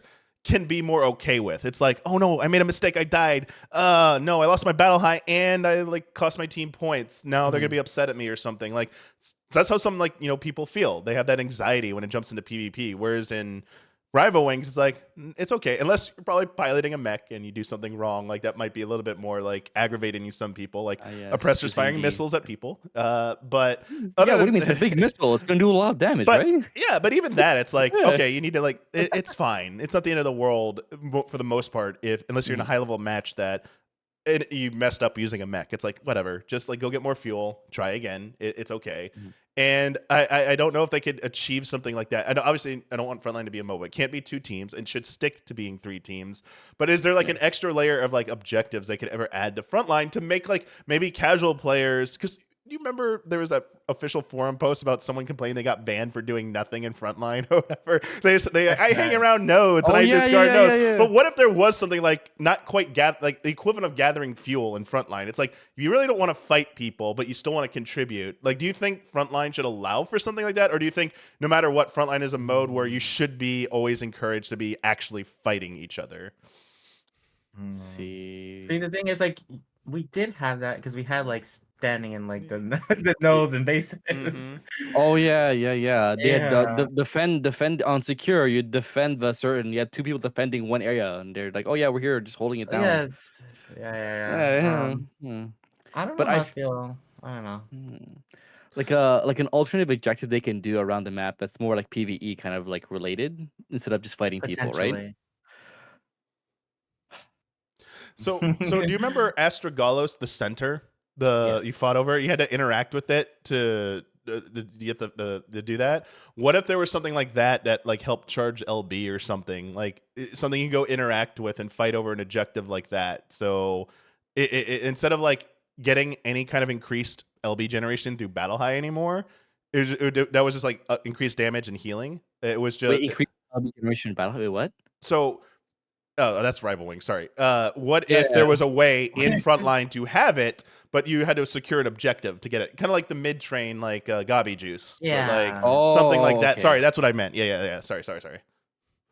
They would still have to be Okay. able to fight, but yeah. Yeah, I, mean, Yeah, I do. you're No, I supposed do. to No, I fight. do mean fight over it. Like it would spawn in a very neutral area where it's like not easy for any one team to get to. So like Mhm. maybe that like on Sol that becomes mid. There's no more Uvu in mid. It's now like there's constantly something there that you can fight over, while only the Uvu spawn around the map and not in the mid. Like an airdrop that comes in and you guys have to fight to secure it. Well, like Battle Royale, let's go.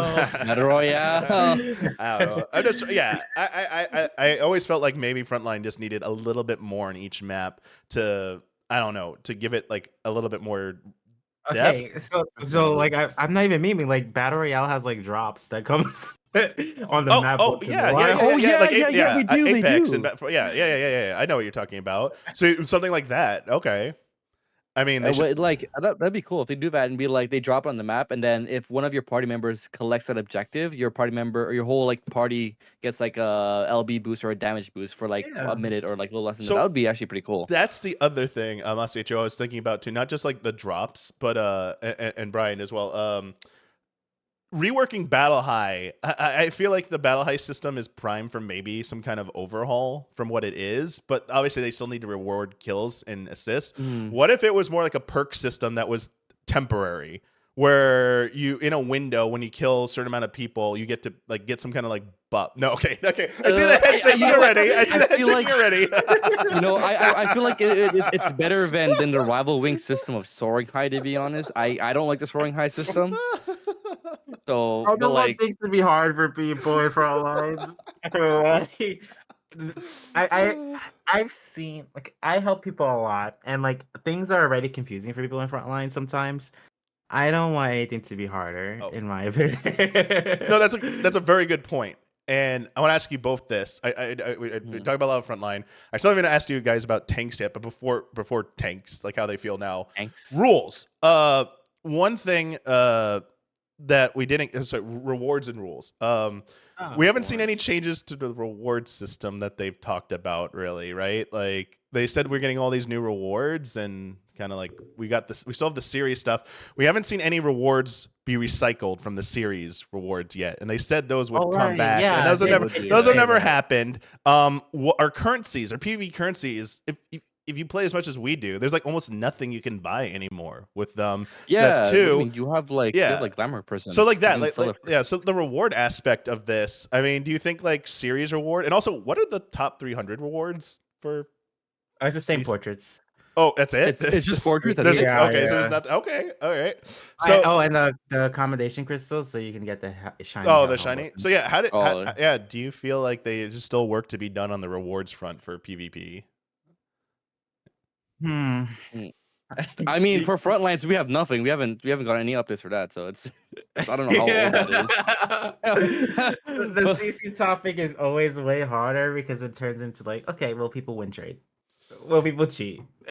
Yeah. Because we experienced that with Feast. We had like beautiful top 100 armors and mounts, and like what happens is people cheat. So. Well, Brian, what if it was a window where if you do qualify for top 300 or top 100 exclusive rewards, like whatever, like what the old top 30 was now, I forget what it's now expanded to. Is that the top 100? now. So you will be able to get a certain reward right away if you hit those milestones. But for everyone else, it's, I mean, I guess I'm advocating for another currency, but like maybe not. Maybe they expand. I Maybe expand think the they just need more stuff. They need more stuff. Yeah, like just give like expand the trophy crystal limit, and so top X players get a ton of them, and that's the only way reasonably you could get them those mounts and minions for that season right then and there. At the end of the season, they're so expensive that if you didn't place, there's no way how much you like grinded. But like maybe after a few seasons, they come down in price. And through like you're still getting trophy crystals for everything else. Eventually, you will be able to buy that a few seasons down the road with your trophy crystals. So I don't know if That's it's just what me other thinking games about this. Like me, because I like the market board stuff. I feel like being able to sell some PvP gear and like, but like that'd be like a lot of currency you have to put into it. Might actually help people play PvP more seriously because they can make in-game money off of it. So these, Because like Because the Okay. most you can make is like glamour prisms. You can sell that for like 20K for like a whole stack. That's like nothing. And then what they did recently, not even recently, I think it was in Endwalker where they made PvP gear be accessible PvE wise, right? Mm. Didn't they do that? Like they The, made PvP. Um, I don't know when it was, but like they made people who just PvE get gear that looks just like the PvP gear that you can get. the, I'm, hmm, I'm am I confused. crazy? yeah. Am I crazy? You're Okay. not talking about like the level 25 series reward, right? You're talking about something else? No. Yeah. It was the gear that you can get for at Oh, the are you for talking the about mark. like the crossover event with the anime thing? Garo? Garo? You're not talking about Garo stuff, are you? No, not card. No. Okay. What was it? What was?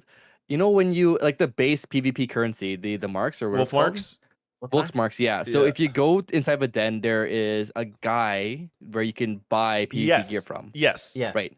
They made some of that gear be able to be Oh, got through PvP or PvE, so all right? that can be used in Oh, what's PvE. The thing they changed eventually was that it became level 1 gear. So N- the older gear used to be like level 50, I level like for level 50, 60, or Oh 70. no. Oh, sorry, is this not No, it? no, no, no. Yeah, no. I not know. I that? feel like I will find it later Okay, on and yeah, I'll show you yeah, guys. yeah. I'm Like, sorry. because I'm sorry. Yeah. it's his whole thing. But like, just have PvP exclusive content that you can sell on the market. I feel like it would be Okay. great because it It, gives it more is incentive in game. it is great, but people are just so bad in this community. People will AFK in frontlines like they used to. That was another problem. Like Oh, yeah. so, frontlines used to Yeah. have really good EXP, like Mhm. especially when Shatter was first released. But the strategy would be people would just like go into the queue and just like AFK or bot, and Uh, My solution is like the currency thing is one way, obviously, but it could still run into the issues that you're talking about, Brian. Like if mhm. they ever expanded the rewards to currencies, it might encourage people to like just queue more, but not necessarily play better and just AFK. right. Maybe they could work those into achievements because we haven't gotten new achievements for anything other than like CC season like achievements, Yeah, Yeah, I like I Rival but do. Wings. Yeah. CC is also like very new at the same time. Yeah, So like, like adding more minions or mounts or outfits to like get like we have like the Hand of Mercy. It's like could they add like a 10,000 kill or something else like Yeah. incentivizing you to actually try. It's like yeah. capture more nodes like in Seal Yes, Rock and please. you can get a cool like Oh, outfit like a like I don't know like a wizard I outfits would. because it's like a knowledge based thing. I don't know. Yes, I oh, would love fun achievement, like kill a certain amount of mechs in Rival Wings. Like that would be so oh, that would fun. be great. Yeah. Be a great title to have. Yeah, I But yeah. mhm. yeah, No, cool. There's I think Rival Wings has like cool like achievements. Probably doesn't have anything cool achievements. What? You have Wings of Steel, Wings of Fire. What? That sounds so cool. Yeah, they're cool. I just think yeah, like they've been. It feels like fun, some really other like fun. when like I mean it's probably more. I don't know if it's more popular, but like it feels like even Triple Triad has like more reward built into it because of like the individual cards themselves are cool to collect, and then like the mount you could work towards, and like I don't know like like PvP. It feels like outside of CC like because we don't they tie achievements to the new maps for Frontline and Rival Wings, and we just haven't gotten Mhm. new maps. Like I was surprised when Shatter got reworked. Like, oh, maybe we'll get new achievements for Shatter. Nope, it's just nothing. It's like okay, okay. But to be fair, like maybe they're just taking care of like the more important stuff right now. Like everyone was complaining. Like a lot of people were It's just like complaining that opium. Frontline wasn't feeling great, and it's like. How do we fix Frontline without wrecking CC necessarily?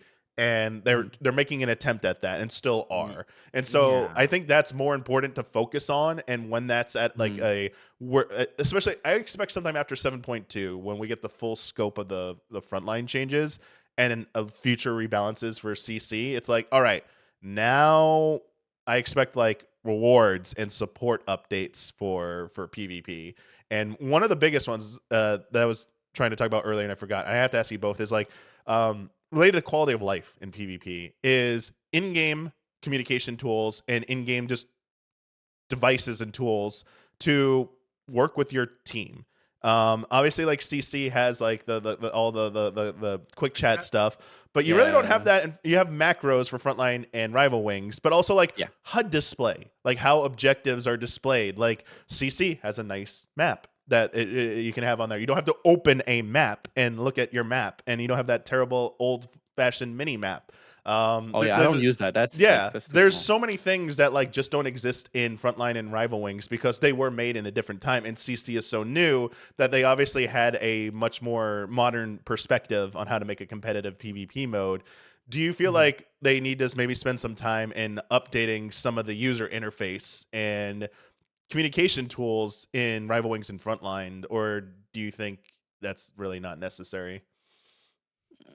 Mm, Like a CC like mini my map would be cool. I could see it working out.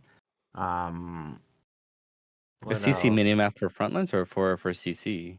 Wait, For what? Rival Wings. So like Oh, for so you know rivals. how Oh yeah, yeah, that'd be really cool the mini actually. map we have in CC, just have that for Rival Wings, like a UI for it. I feel like yeah, it'd be easier to do that than for frontlines, just because like frontlines there is a significantly more amount of people.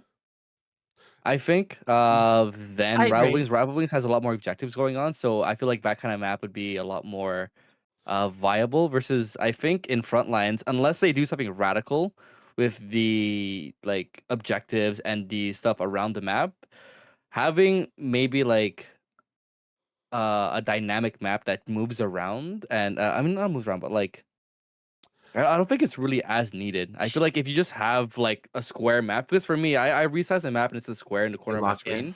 Yeah, and you lock it, you just leave it there. And I feel like that's all you need for frontlines. But for Rail Wings, it makes a lot more sense to have that kind of like uh map change, I think. Let me ask you specifically about like pings in Frontline, having to like click in your chat the coordinates to open up a flag. Like, do you Don't do wish they that. had something a little Don't do bit that. Don't do more? that. Don't do that. Yeah, Don't do that. Please don't yeah. do that. It's so annoying to like look at a coordinate and be like, oh, where is that on my map? And But even like placing some of those way markers, can get obscured. Like because they're Mhm. like they're meant for like PvE style like raid fights where you're not getting Yeah, obscured by stuff. Like it's an yeah. arena that's clearly visible. Do you think like maybe they need to do something with that in terms of like on screen elements to help inform players of like a commander wants you to go over here? Right. They have a tool that's more easily communicating that's visual, that doesn't require you to have to click things or even like look in a weird spot and So stuff like that. Yeah. So what I'm thinking about that is having I feel like because right now we use follow waymark Ds or follow waymark As just Mhm. for and kind of uses that. I feel like giving that tool to everybody might make things a little more chaotic in my opinion. Because if everybody has the same access to that follow waymark D, it's easier to throw people off and it might cause issue. Especially if somebody doesn't like the commander in general, they'll use that tool to cause chaos on purpose. Uh, And because it's such a large group of people, it might be I like how we go negative right I was also yeah, gonna you say like, yeah, that this is true. But it also just like happens accidentally too, or like people do yeah. get like there is internal conflict in some frontline matches where people get like annoyed at commanders. They're like, I don't want to play your way. I want to play my Yeah. way. right. I like stop listening to their calls. That's gonna happen. Yeah. And I don't really know the best solution to you can't like you can't force a way on a Yeah. play style No, on a of course person, not. but I think it's just better to have those. So if someone's gonna cause chaos, then like just tell all your people who like if they're all on your side and agree that like you're in the right, just have them Mhm. report them and be like, all right, this person was abusing the tool, just like people have abused vote dismiss or any other like tool in the Yeah. game. It's like just report. Like all I can do is report them, and I don't think it's necessarily gonna happen too frequently. I can see how accidentally someone doesn't know what it does and they click in like oops, but like I feel like the benefits Pretty outweigh cool. the negatives in terms of like Mhm. giving people more clear on-screen communication tools to guide like a commander if they want commanders to do a thing to guide people to objectives. Also you could turn everything off too. Like there should just be options to like disable Sound sounds and effects everything off. for a lot of Sound these effects. Yeah, things. that bit is Because an option, yeah. another thing I would like an option for, and this is even me, like as a veteran, even with the new scoreboard in Frontline, I really would like a more audible alert for like two things. One, we're nearing like the end of a team is within win condition and or like they're within a certain point threshold or time. Like it's like we're at the 1 minute warning or 2 minute warning. Like you have that already in CC with like the overtime countdown for the last 10 seconds. And it's like, I kind of would like to have an option to turn on something like that to be like, yo, hey, it's more in your face because it needs to be because it's so easy in the heat of battle at the end of a match where things can get a little chaotic to just Mhm. tunnel vision. I understand that's part of the skill, but also like a lot of competitive games offer those basic tools. It's like we're at least Right. gonna alert you that the match is about to end. Like we're not gonna be like, Yeah. haha, we snuck it by you. You didn't know it was happening. Like that's like, come on. So like something Yeah. like that. And if you don't like it, just in the options, I don't want to see a stupid countdown. I don't want to hear a countdown. I don't need it. Like I kind of wish they had more options for that to help people stay informed. And the last one is scoring. Like they need to do something about informing players in games somehow about how scoring works in Frontline. About Oh yes, please. like Oh my, something more that'd be visual amazing. that like not just the score going up, but like something that make them understand what the objective is worth, what a kill is actually worth. Like even if it's like I don't necessarily am a fan of big text flying on screen, but like just something that's like you killed someone, like bidding, like I don't know, I don't whatever. Their developers are better than me at figuring out the solutions, but Mhm. something to communicate scoring, because also good luck for most people telling you how much an objective is even worth in any of the modes. It's like they're like don't understand like when we're fighting mid and it's like an S rank popped over here. It's like no, that team going for it, they're not going to win off that. Like, but if we leave this objective, that team that stays here is going to win. Like because they going to don't win, yeah. they don't know how much it's worth. It's like and then you try saying that and they're like they don't believe you. It's like please game, just tell them like this objective is worth like 150 points. Like that one's worth 40 or 50. Like you don't need to worry about that one. I don't know. Like I Yeah. feel I have like a solution. I have a solution. No. okay, What is okay. it? So they have I'm curious. an announcer. An announcer, Voice actor in-game announcer. announcer. Yes, yes, and it'll be like Dancrate or something. Will it? And he'll Well, be like, the ice has spawned. The ice has spawned. will it say stuff when you die? Like, ooh, they bit the dust, like in like Oh, Savage no. raiding or just the Oh, yeah, we have Arcadian it on raid. Twitter. They do it Oh my like that. They god. do it. Oh my. I had Oh idea. no, the maelstrom has gone down. Oh, that would be so nasty. No, that's lit. Yeah, no. And Oh. again, if you turn it off, like I turned off the announcer eventually in rating, but like it was nice to hear it the first few times. I wish there was just better tools for that. Go ahead. Sorry. Mhm. What? Oh, I don't have paladins. anything. Paladins. Paladins. What the hell am I saying? Tanks. Paladins. Paladin for Tanks? me comes. I mean, Paladin is a tank. You're not wrong. It's I a giant know, but shield. You're not wrong. Paladin just shot to the top of my mind when I was thinking of tanks. We talked about healers, we talked about melee, we talked about like range and casters a little bit. We talked a lot about Dark Knight because it was like kind of like the meta before in Frontline, Yeah. but like tanks in general in Frontline and even in like maybe like CC, like how do you feel like the changes that they've undergone? Do you think it's changed their play style at all? Or are they mostly still the same? Just because I see people saying they feel like they actually are more tankier, but like obviously they do a little bit less damage as a trade off. Mhm. But yeah, so a lot of the tank jobs did have their damage nerfed on the just overall front lines. Paladin was also one of them, and a lot of people may be shocked why Paladin got a nerf in damage, and that's mainly because of shield bombing. I think is kind of what happened. If you guys don't know what it is, it's basically when you have your Holy Sheltron, it explodes after a certain amount of time. So if you have a full shield, it does more damage, right? And what we would do is you would intervene, go into the enemy team, and then have it blow up the enemy, and that would do a lot of damage because you have a full shield, and you just repeat that over and over again, and you get like 3 or 4 mil damage paladins. So I feel like it feels a lot more because you can heal from range as paladin with Mhm. your what's it called, the Holy Spirit. Holy Holy Spirit, Spirit, yeah. and then you have Confiteor, and then the follow behind it. I feel like it feels like you do have more sustain from range, but when you're in the enemy team, Paladin is probably the strongest out of all of them because you do have your hallowed ground. Gunbreaker does feel kind of nice. You feel, but it's like less tankier than Samurai. That's to some level. What do you Dark Knight Warrior, I think, is probably the best job right now for tanks. If You I have like- so much. I'm very, no, yeah, I'm very no, curious to okay, hear okay. this. Very curious.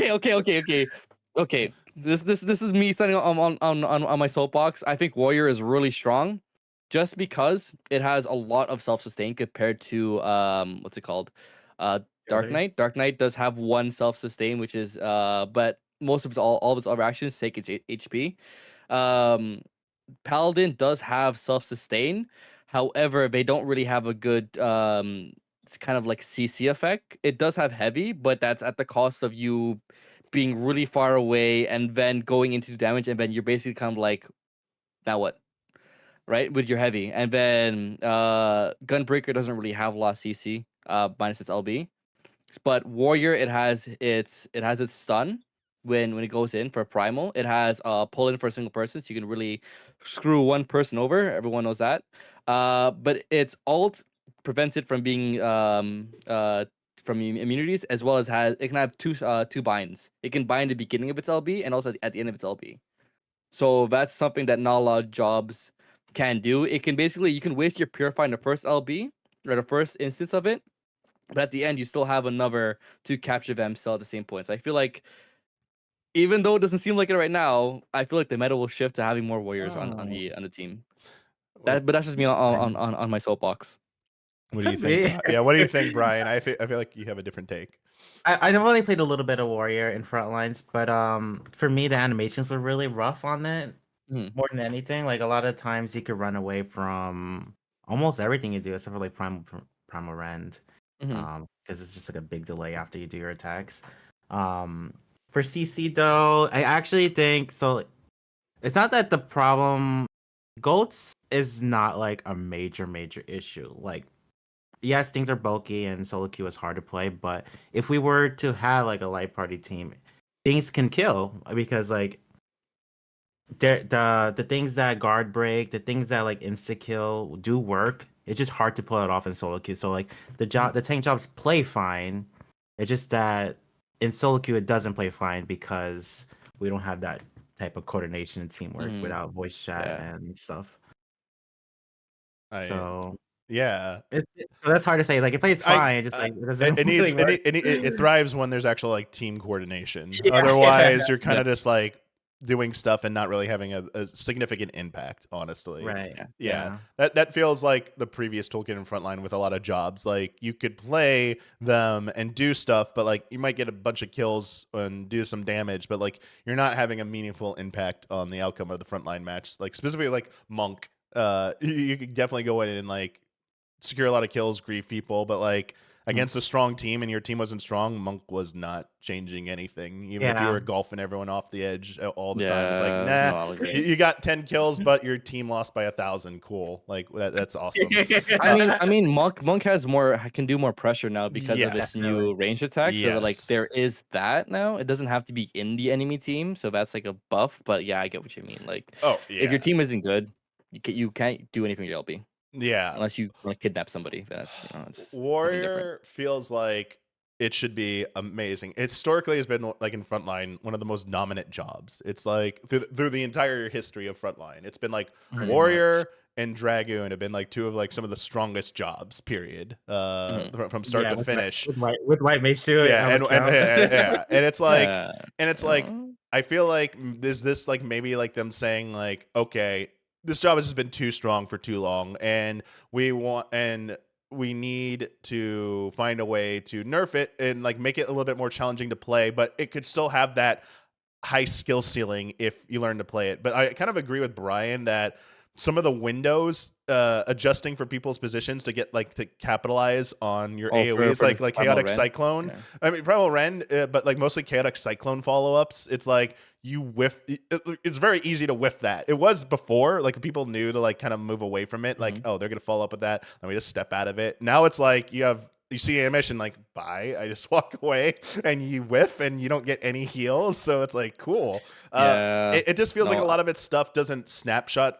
It takes way too long to snapshot, and so it feels very sluggish, and so it feels like it's more easy to take advantage of a warrior because if you know their stuff is going to take so long to go after, if you just focus down like a warrior of all the tanks that are coming in, I feel like they're one of the easier ones to kind of like deal with now. Sadly, Mhm. they feel like they're better played from a little bit of a distance, like the whole like pull people into the group meta, or following up. Like they're not. I don't feel like they're as strong leading leading the charge. Even with like Primal Rend, it's like you can maybe get a good target and stun everybody.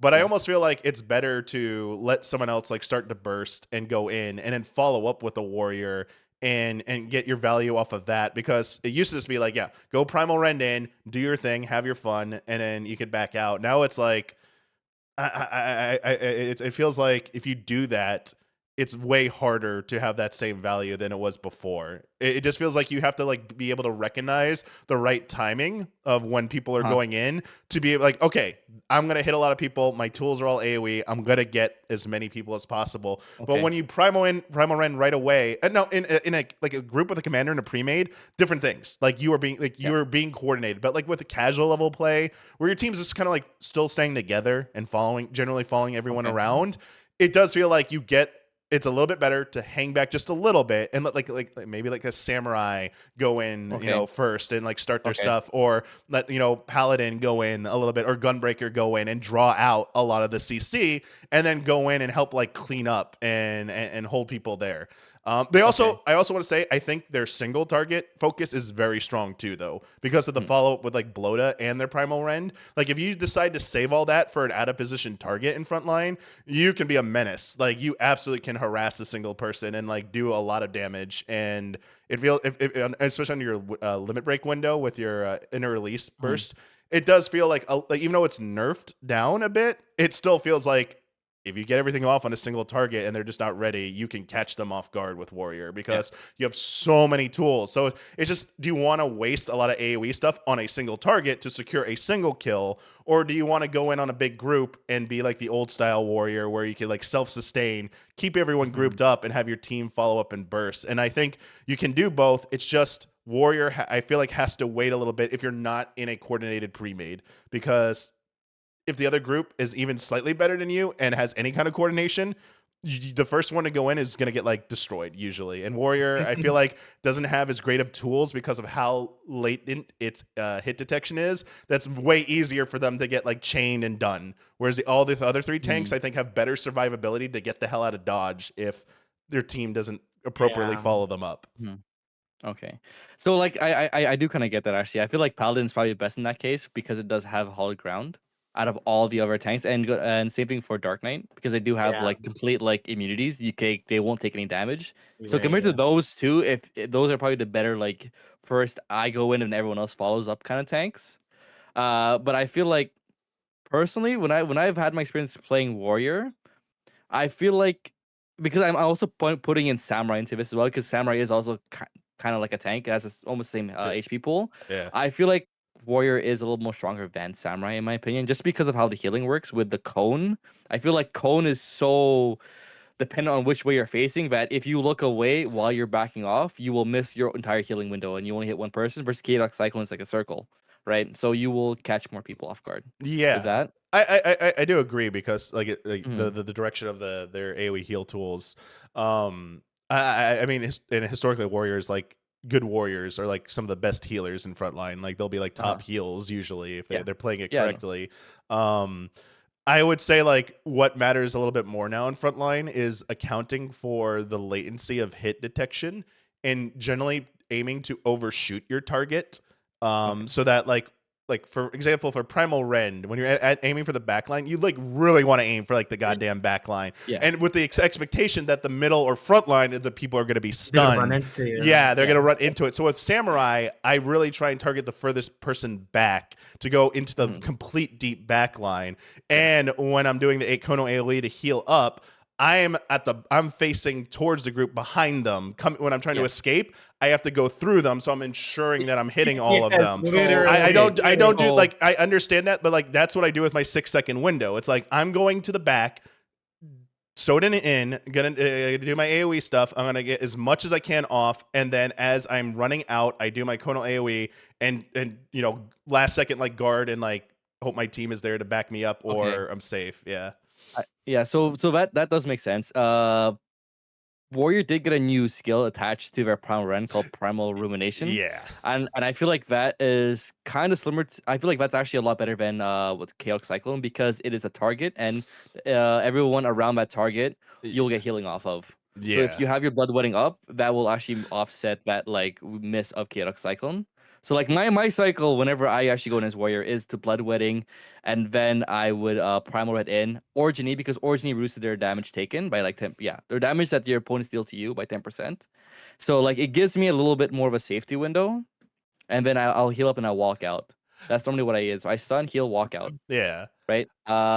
And because Ruination is also, I mean, it sucks that it's a GCD, not an OGCD, but you can still heal off of that more consistently than Chaotic Cyclone because it's around the target that you're hitting. And if the target you're hitting is all right in front of you, Yeah. then you'll heal off that huge group more consistently. Yeah.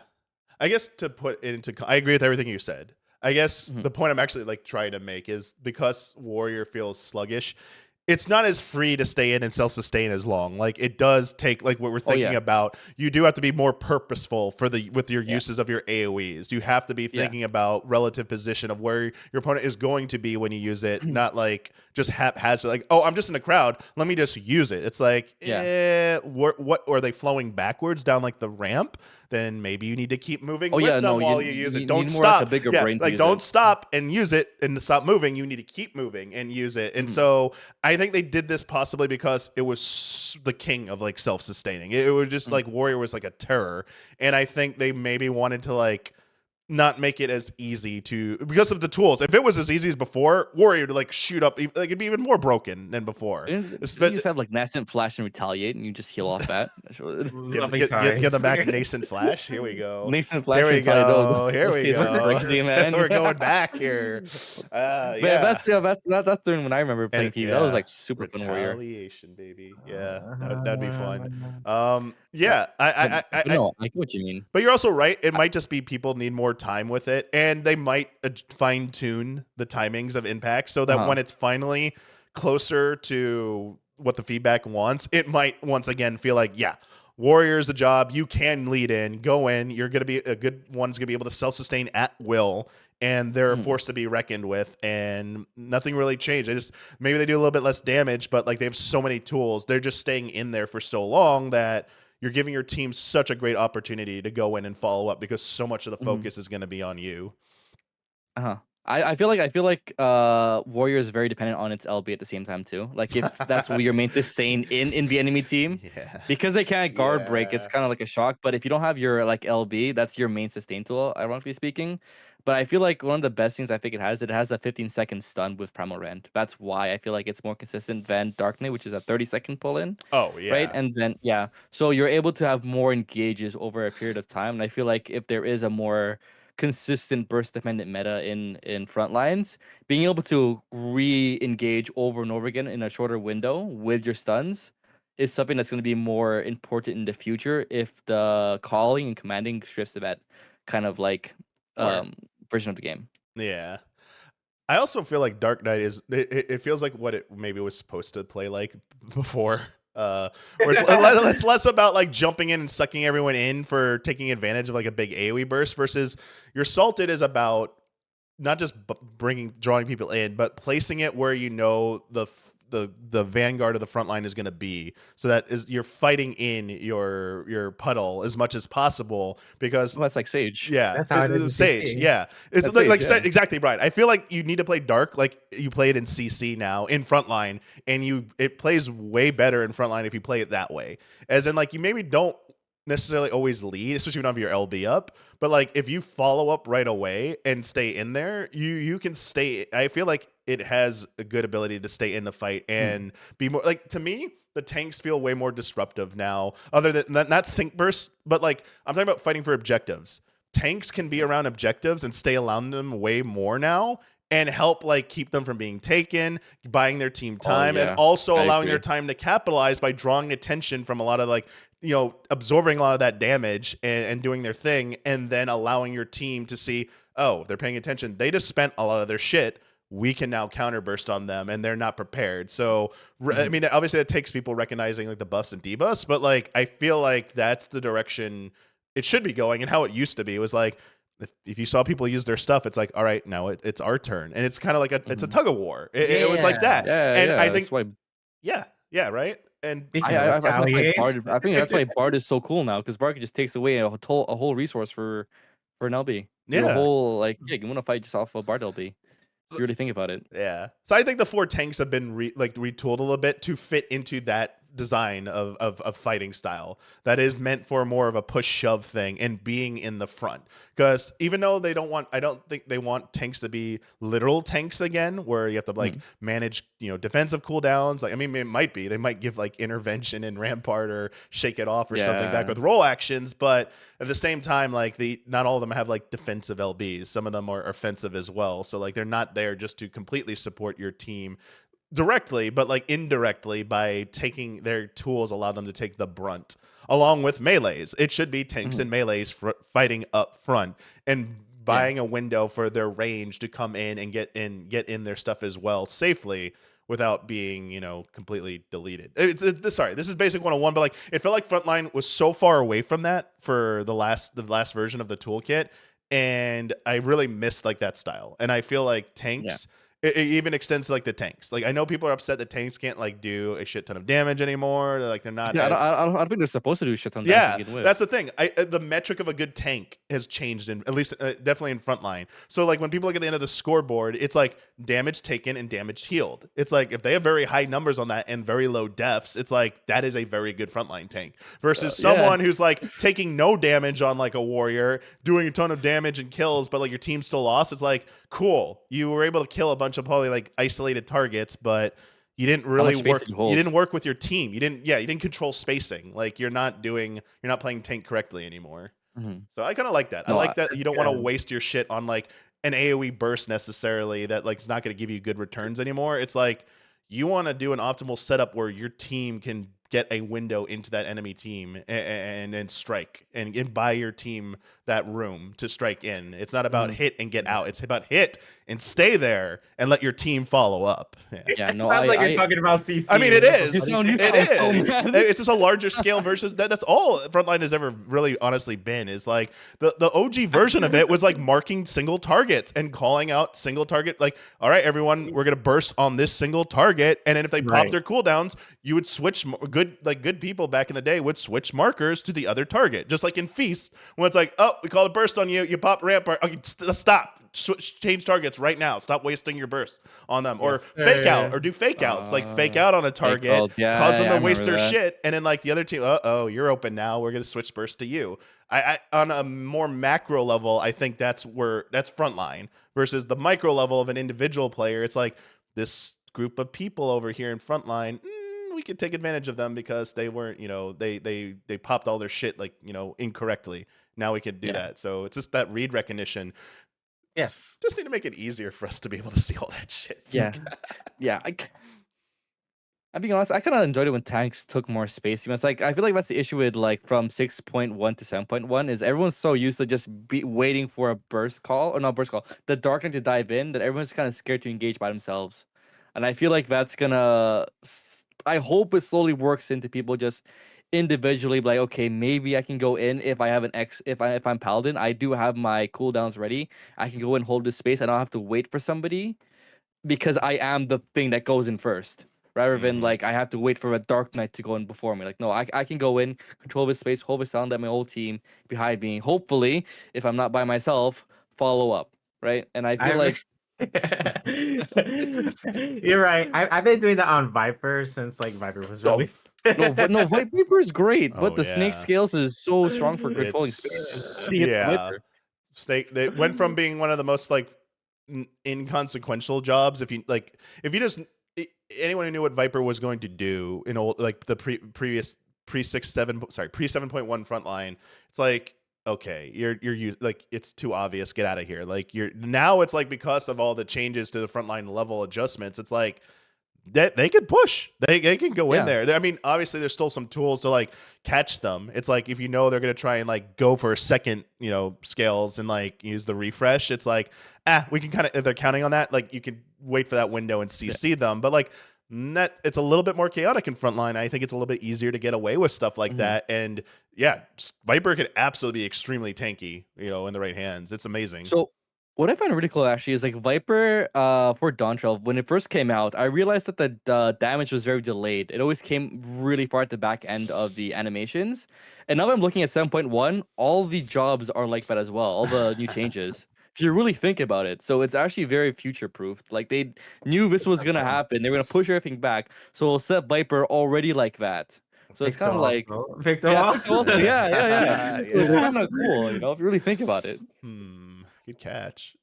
Yeah, but Yeah. no, Viper's cool. I personally like the job. Pick you. You should really try Pick though. I will. I played it at the beginning. It was just like, yeah, we don't need to really get into it, but like, yeah, I've tried playing. I haven't played enough of every job post 7.11 though to see like the adjustments, but like, I do like, as I said, Samurai plays much better now than it did like a Mhm. week ago.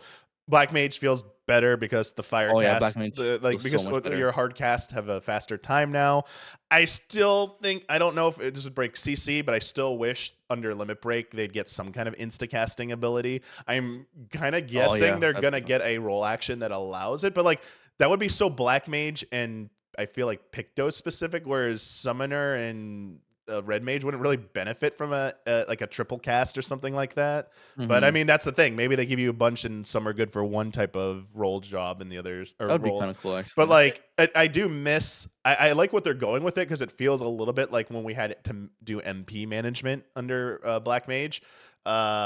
That you have to like find a way to Yeah, I hardcast. remember And that. thank you, Brian, for saying it on your stream and teaching me the trick about how you can go into ice, use Wreath of Ice, then cast fire and have the Wreath of Ice effect up so you can have shielding. So in Onsol, you can just stay there and turret a little bit longer because you have some more defensive capabilities.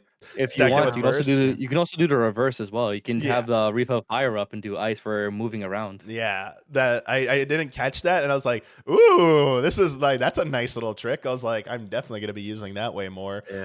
But yeah, speeding up their cast time makes them a little bit more viable in frontline because they were starting to feel the old cast time was feeling a little bit miserable in some of the maps. It was like I felt like Shatter was probably like the best map for them because so many people weren't moving around as much, and so you could really like have like Onsol mid or Shatter. But Steel Rock was like a disaster. I felt for No, it's not Black Mage. I possible. was like, what are you doing here? And honestly, Black Mage for me was like one of the previous version was one of the most OP solo queue jobs for me. Like I would I tell mean, people, it's like if you know how to play this job can mess shit up if you know how to play it. mhm. It's really freaking strong. It's just people I feel sleep on it too much in frontline because it is devastating. But I think they also saw like having to use ethereal manipulation a lot for swift cast around a lot of your stuff is maybe people don't like that anymore. So no, we love it. Not for Swiftcast, but just having two movements was just oh, amazing for getting I away. Because hate for burst, yeah. burst was just designed for like you had to be right close to get any damage. So what you would do is you just TP in, burst, and then get out. Yeah. But like, It's eh, that's the one thing I don't know how it is in CC because I don't know how many people are still playing Black Mage at high level in CC, but like Burst feels like it's in frontline is honestly more often than not is like you preemptively use it when you want to like turret and stuff. You're not using it to yeah, dash in and try and kill Same. people. It's like, no, yeah. please don't. You need to save ethereal manipulation to go to a target to get to safety. You're not going in, or when you're chasing a single target to stay in range, like if you're in fire, but like you're I not mean, jumping yeah. into groups anymore and bursting and then ethereal manipulating out and being like, haha, I gotcha. No, not Yeah, anymore. pretty much. Like it's to like secure a kill when you're pushing or do it preemptively before you get targeted. I will say though, like a lot of the I wouldn't say a lot of the what do we call it, patters? A lot of the patters, we kind of enjoy ice stance also a little more than fire stance just because it allows us to be a little more aggressive because when Yeah. you are in fire stance, you really can't move as much when you're casting. So if the front line or if the gameplay is very dynamic, where you know the players are really good, and if you have a lot of high battle high, you'll be doing a lot of damage anyways. And a lot of people, if they see a really high battle high black mage, one, you're very squishy. You don't have a lot of HP. You only have one ephemeral manipulation, right? So it's easier to single you out if you are in the front doing standing still and casting fire. So being able to go forward and back in ice stance while having Reef of Fire up allows you to still have damage while being able to be safe and aggressive at the same time. But we're still experimenting. It did just come out, so we're just like we don't know which one's better. But right now, ice is also like really strong, but fire is equally as strong with like I think it's called Flare Star or Yeah. the fire, the big dot damage. I feel Mm-hmm. like yeah, it's pretty cool. Yeah. Yeah, I've liked the reworks. anything else like in 7.11 changes, Brian, like with CC? I know it's very early, but has there been any like has the feedback been the nerfs that were supposedly imposed? Have they been? Does it feel like some things were actually nerfed, or is it still like a little too early to tell anything? Nerf specifically, I can't really remember right now. But yeah, I think it's too early. Okay. Other than like we everyone is recognizing goats is strong, and people are trying to like counter goats now, which would be like samurai ninja and stuff like that. Honor goes to Um, ceremony. Ooh, okay. yeah. Other than that, um, people are still learning. I feel. Okay. We did talk a little bit. Like, I want to start wrapping this up. The last thing I want to say Mhm. about Rival Wings, because we talked a little bit about it. I sadly Yeah. haven't put a lot of time into Rival Wings just yet. You and me both. I will just guess that like it feels like probably more jobs, just like Frontline, are a little bit more viable outside of the mid fight. I mean, probably more jobs are Mhm. viable in mid fight now, but just in general, you're not going to get as many people saying like, "Oh, you're griefing if you take Bard," which was not a great statement to be make anyway before. But like, no Mhm. job is really. I feel like no job is really too stand out maybe just yet. Obviously, I could be wrong. Like the gap I imagine has closed between jobs. That like you're still very Yes. powerful on any job. Mechs. They don't live much longer because of the HP increase, but they definitely are more potent against people for sure. The That's snapshot common change and the factor. damage they Yeah. do is definitely And an the cast, the Yep. cast on factor too. Yep, they have Yeah. definitely improved that. So you definitely have to respect mechs a little bit more. Cruise Chaser and Brute Justice. Oppressor, you can just keep doing your thing against oppressors. I don't know if they're ever gonna do something about oppressor, but They're sure. not very as oppressing as you think they are. Yeah, they get like 2 more steps now towards their target with their wow. HP increase. That's huge. Yeah, I was a little worried when I saw like the 20% HP increase. I'm like, I don't know if that's enough for any of these, but we'll see. But I don't think that was Mhm. really the point. I think the point was people being able to just obliterate mechs without like they're just kind of helpless, even in the best hands. Like you really can't do something against like a very good group of foot soldiers. They're just gonna They get have to high you. soaring high. Yeah, Yeah, your mech going is up. so big, it can only move so fast. Like they're going to get to you, and it's like Have no escape. now, yeah, it's like okay, I have my stuff goes off faster and hits harder, and it's harder to dodge. So let's swing it back in that way. So I will say that feels much better. Mhm. But where's that new map, man? We've had Hidden Gorge for 10,000 years, man. I mean, this is a sign for a good thing because they Yeah. are updating Rival Wings a little bit. They did change something, so Copia, they might do something Yeah, soon. hopefully. Who Hopefully. knows? Yeah, is there Mm. anything else that we haven't really touched upon that you wanted to talk about regarding PvP that just haven't covered yet for sure?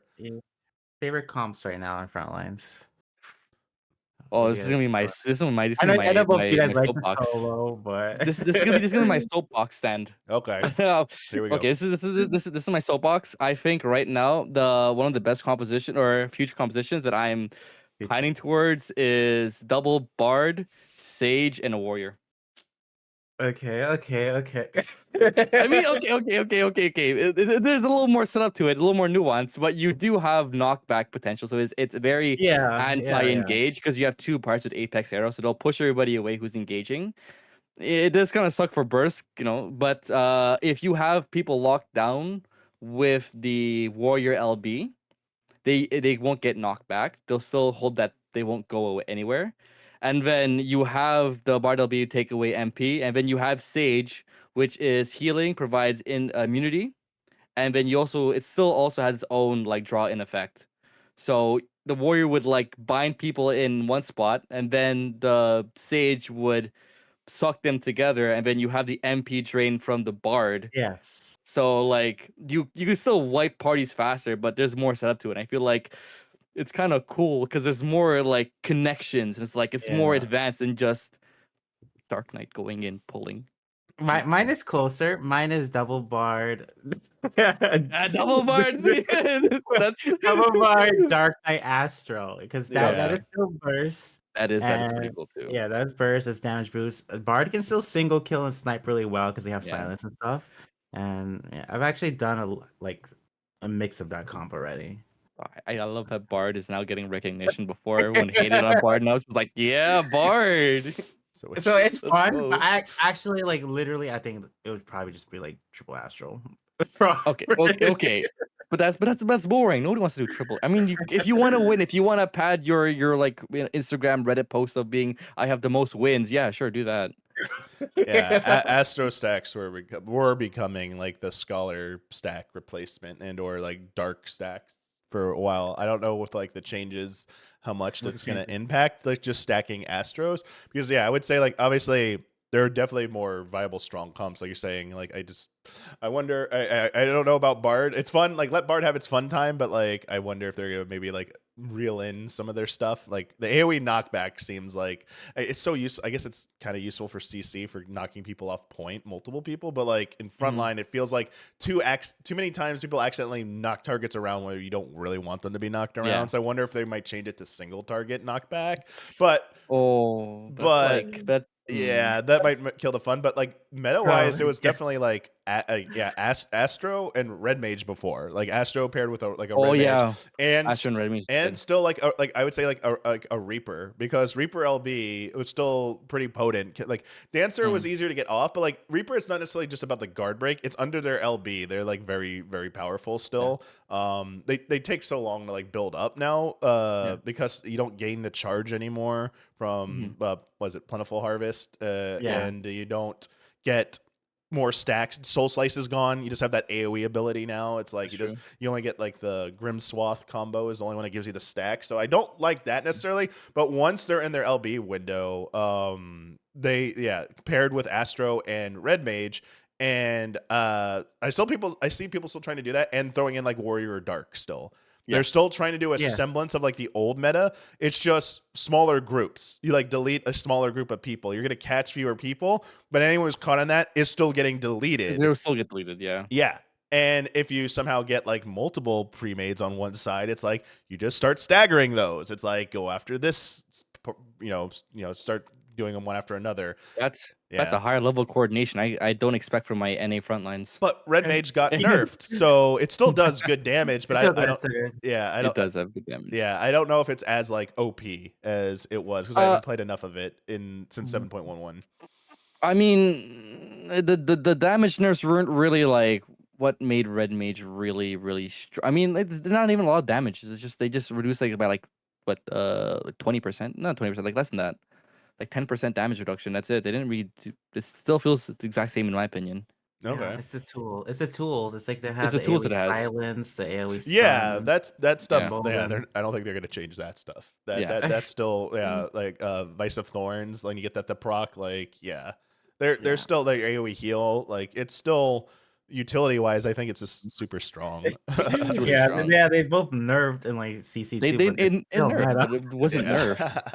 Okay, yeah, I assume like I looked at the stuff. I'm like, well, maybe this means more than like I haven't really played them, so I'm like, I don't know if this really changed anything. And I wasn't really hearing anyone say anything really about them, so I just haven't had a lot of time to go into frontline since patch 7.11 dropped to try them out. So I was just like, are they or are they not? But if they're not, then absolutely they're still up there at the top. Yeah. The nerfs, the changes don't really feel like changes. It feels like small, minute things that would affect CC more than they affect frontlines, to be honest. Okay. But I do think it's fair because we're in the middle of a season. Like it would be crazy to like Oh, major nerf. yeah, that's a good. Yeah, That's a I- very good point. yeah. Yeah, you don't want to make substantial changes like that in the middle. Yeah, I feel like the biggest change is to Samurai. That's about it. Like it's just the Setsu Gecko range. That's just the biggest change that Quality of probably life? affects. Yeah, look, massive quality of life. 5 yalms is nothing. Like you would go to target somebody, they're already like halfway across the map. Yeah, Right. I You guess miss it. it was like virtually unplayable on NA and frontline, and on JP it was like just remove that button from your toolkit, except for like this CC immunity for 4 seconds. It's like, all right, cool. I'm using this to help escape, but I'm never getting this off on anyone. Period. Because Never. good It's luck. not happening. Yeah, good luck with that. But yeah. But no, so I look forward to see what they do in like 7.7.2, honestly. Yeah. Yeah. That's gonna be, For that's sure. gonna be exciting. How like the last thing for CC, do you how like they mentioned, Brian, you pointed this out to me a while ago that they will rotate data centers for where ranked queues will happen. That's How frequent do you think cool. they're gonna do that? Do you think they could do that every season, or do you like what would you like to see with that actually? What are you thinking about that? I think every season would be fair, but I just don't know how it would actually work because like Aether's always locked. So Do you think it's just gonna be Primal and Crystal and maybe I wrote Dynamis if this they don't on forget about it? dynamic. I literally don't understand how it works. No. But I think it's a good idea for the community to like have it rotated because it really sucks that we can't like use our retainers, we can't be in our houses because you just have to sit on freaking Primal right now. Do you think this is in any way indicative? Because they were asked a lot about this in the months leading up to Dawn Trail, even after Dawn Trail, about cross data center, duty finder, party finder, and they explained that it's gonna take a while if they even can do Yeah. it, and like 8.x maybe if they can get it. 8.x. Do you think this may be Oh, them boy. trying this out? Obviously, it's a solution without doing that, but do you think this is Right. maybe seeing the success of this? But also, like, still people giving feedback. Hey, I wish I could still stay on my own data center. This might Yes. nudge them harder to start working on that more seriously. 100% because Yoshi P said, I think it was in the live letter, that like he doesn't like this. He doesn't like that we have to like go to Primo to play. So it's definitely something they'll change in the future when they can. Yeah. Any other? Listen. Oh, sorry. No. I'm just saying, like, that doesn't affect Frontlines at all. We just, like, yeah, we just go Well, wherever. well, I mean, it would be nice if this extended to all the PvP modes one day. That you queue up for Frontline, and it doesn't matter which DC you're on. It just pools everyone from NA for Frontline. So whether you're on Crystal, Aether, Dynamis, or Primal, you just get matched up together. That would, more matches going would- on. It would last I- longer. And also, if they did that for Rival Wings might actually pop normally without any like actual effort because you're pooling from 4 different data centers on NA, That's true. and you might just are. randomly get it to pop every day instead. That would be cool. I think all the PvP modes would greatly benefit from at least cross data center duty finder functionality. Mhm. Yeah, I agree on that point. Yeah. Yeah. But like also like the consolidated rankings. Do you think it's still early? Do you think this is a good direction for them, or do you want to see any more refinements to the idea, Brian? Yeah, it's definitely top 300 is really good right now. I think everyone's able to play all the time. Is there any negatives? There's no negatives that I could think of other than like the data center thing currently, like having to be on Primal and stuff. Yeah. Obviously, last thoughts here to wrap this up. Mentioned at the very beginning, would love like it's 7.2 them for them to surprise us with Rival Wings roulette, like daily challenge. Just putting, because there's no roulette, it's only one map, but put it under daily challenge because that's what Frontline is a daily challenge. It's not a roulette, so it could pop as well. But also like custom match options for both those modes as well. Oh, yes, to please. help the community out, because they have to be aware at this point of how active 100%. JP, especially JP, because Yeah. we know that like it's a meme and also a little bit of a myth that they listen to JP more than any other region. But like if you still want to subscribe to that belief, like JP is constantly organizing big events for this type of stuff, and they're getting tons of attention. So. And we're also doing that in NA and EU, and Oceania is doing their ones as well. Yeah, they're doing. And like you have to think like it would be really nice if you just gave people the tool to just do that instead of trying to find like a loophole in the current queue system to try and make it work. Right. It's like you could risk like penalties possibly if like even when you do a language sync, you don't know who randoms might be like for fun. Like I'm just gonna queue in this language. Very rare, but like you don't ever have full control over who's getting into your match, and specifically balancing teams. If you ever wanted to do something a little bit more purposeful, you can't guarantee who's going to get on which side in Frontline or in Rival Wings like you can in CC Light Party. So I'd love to see that. The last thing for Brian, you mentioned it earlier, and I don't know if you have any more thoughts. I want to expand upon it before we go here. You talked about like Light Party season, the concept of it, Yes. and what do you would like to see maybe with that? And do you want what do you like? What are your thoughts on like something like that? And how would you like that to kind of like happen?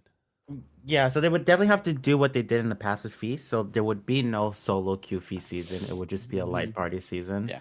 And it would just go for however long. I think we have to do no rewards, unfortunately, just because of like past history of like cheating and stuff. So probably just get like a portrait. Maybe this stuff could lead to like official tournaments because that's something they've done before. Like we had to play a Feast season. I don't even know if it had a number. And the top teams that qualified was the teams that qualified for FRC. Mm-hmm. So it could be something like that for an official tournament. And yeah, that's Yeah, basically that it. sounds pretty cool, actually. Yeah. I would be down to watch that. Yeah. Do you think Square Enix has like indicated that they would like to maybe try more? Like they even hinted at like a world championship, like in Oh, person, they did. possibly with sponsors. Oh, So that's here's the thing, brave. Brian. I don't remember who I brought up. I don't think it was with you, but I brought up the concept of like esports style, like sponsors getting involved with CC to make it like an actual like light party league official. Like Square Enix runs it in each region, and it culminates with regional championships and a world championship. A lot of people seem to indicate they didn't want like corporate meddling and sponsor meddling. They thought that was a bad idea because of like esports reputation.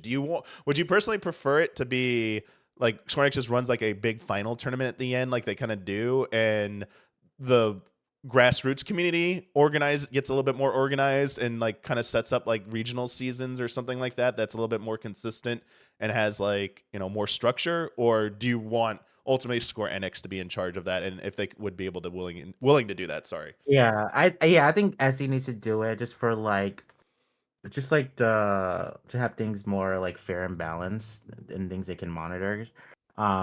So they've had community cups before. Like that's not like non CCRC, just community cups, and usually for like little in-game umbrella and stuff like that. Like I think just keep going in that direction would be fine, and just do it more often. And all this is just to say because the way the meta is right now of having to coordinate, they want us to coordinate. So like just give us something that allows that, which is light party. All right. Yeah. Any final thoughts from either of you before we go here? I have Nothing. nothing. All right, no, that's cool. Great Again, conversation. no, thanks for having me. Yeah, hopefully you guys got to speak enough. I have a tendency to talk on too long sometimes, but like, hopefully you guys got a chance to say everything you kind of wanted to say. So I'm very Oh, that was fun. appreciative that you both were on and sharing your insights, because I think you both bring two very unique takes and perspectives to your respective modes. And obviously, it'd be great to get like, more people and stuff like that, but like you guys, I think are very in tune with what you have. So like, thank you so much for taking time out of your busy schedules to because I know you guys are extremely busy and streaming and making content and all that, and doing fun stuff like that. Before we go, both of you, do you got anything you're like maybe working on that you want people to know, or maybe where they can like follow you if they want to check out more of your stuff? Oh yeah, Brian, do you want to go first? Sure. So mostly right now I'm just working on my stream. I'm trying to get Twitch Partner Plus. Okay. I see you. Yeah. So if anyone's like enjoying my content and stuff like that, subscribes is like super helpful right now. I'm just twitch.tv/Brian Ricardo, and yeah, that's pretty much the main thing I'm working on. That's Brad. That's so much out of my ballpark. All I'm doing is I'm just working on guides. I have 2 guides I'm working on right now. Coincidentally, actually, I'm working on a Picto guide. So if you want to learn Pictomancer, I do have something I am working on, but also specifically for Frontlines, I'm working on a solo how to engage guide. Nice. Because I feel like a lot of people are solo players, and you don't always have friends to play with sometimes. So being able to know when to engage by yourself, I feel like is important for the average player. And I use YouTube more actually than I use Twitch. So my YouTube is Masietro, Masietro. Yeah.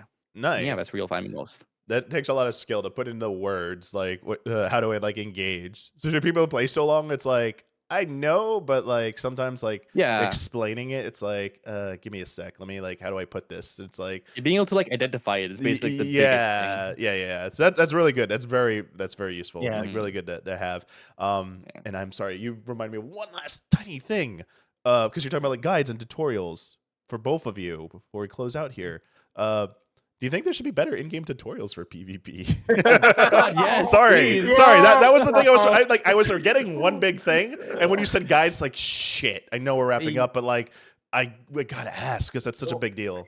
Yes, there should Guides be are terrible in PvP. Oh my god. PvP Hall of Novice equivalent would be like the S tier thing to do. Instance I show you like what the crystal does. Yeah, These are your yeah. common actions. How to Please use use guard recuperate. and how to use recuperate. Just like the basic Uh, things like uh, that. Um, definitely. I completely agree. Especially for frontlines. I feel like frontlines also needs like a better like when you get it unlocked, it tells you what the points are worth versus me having to find a separate NPC that not many people know where they are to find more about frontlines. Right? I wish it Exactly. was more of that. Yeah. But yeah. Good stuff. Would it hurt to just have like a menu pop up like when you Yeah, enter like the in the zone? beginning of like the match, we're like, oh yeah, this is how Well, much the points are worth. they have the in-game help thing. It just never mentions points. You can bring it even in match. You can bring it up in your menu that explains like the front line, like what frontline is and stuff through your menus. It brings a browser. It brings a browser up, doesn't it? Well, there's a browser, but there's also like the But thing. no, You can no talk to one the checks the NPC. You can talk to browser, the really. NPC, or you can access to your menu. I It's very basic level stuff. But like even that doesn't Oh even talk yeah, about yeah, yeah, scoring. yeah. It's like it doesn't tell you anything really meaningful there. It's just like this is an Uvu, or this is a monolith tombstone. It's like you want to capture these. It's like, oh, okay, I cool. believe it also still shows secure on that description, if I remember correctly. Yep. And then it still shows astrologos, I think Yep. it's pronounced. Yeah. Still Yeah. shows that there. And Feast So is somewhere too, right? Somewhere on the oh website or whatever. I think so, yeah. what? Isn't it That somewhere was- Yeah, yeah, still? yeah. Like there's still I'm somewhere. pretty sure it's It on just the says it's website, like yeah. inactive or something, and it's like there's still a guide page or something for it on their website. I think it's like, oh, That's good crazy. lord. I mean, they said they might bring it back as a seasonal thing someday. So, A Oh, yeah, seasonal. Well, yeah. is this in like the double digit updates, like 11.0? Oh well, I my mean, God. maybe this like look what Blizzard did with Overwatch, and they did Overwatch, what classic, not classic, but like the. Okay. So maybe they'll Oh, do they like brought back you're like 66. Feast Classic.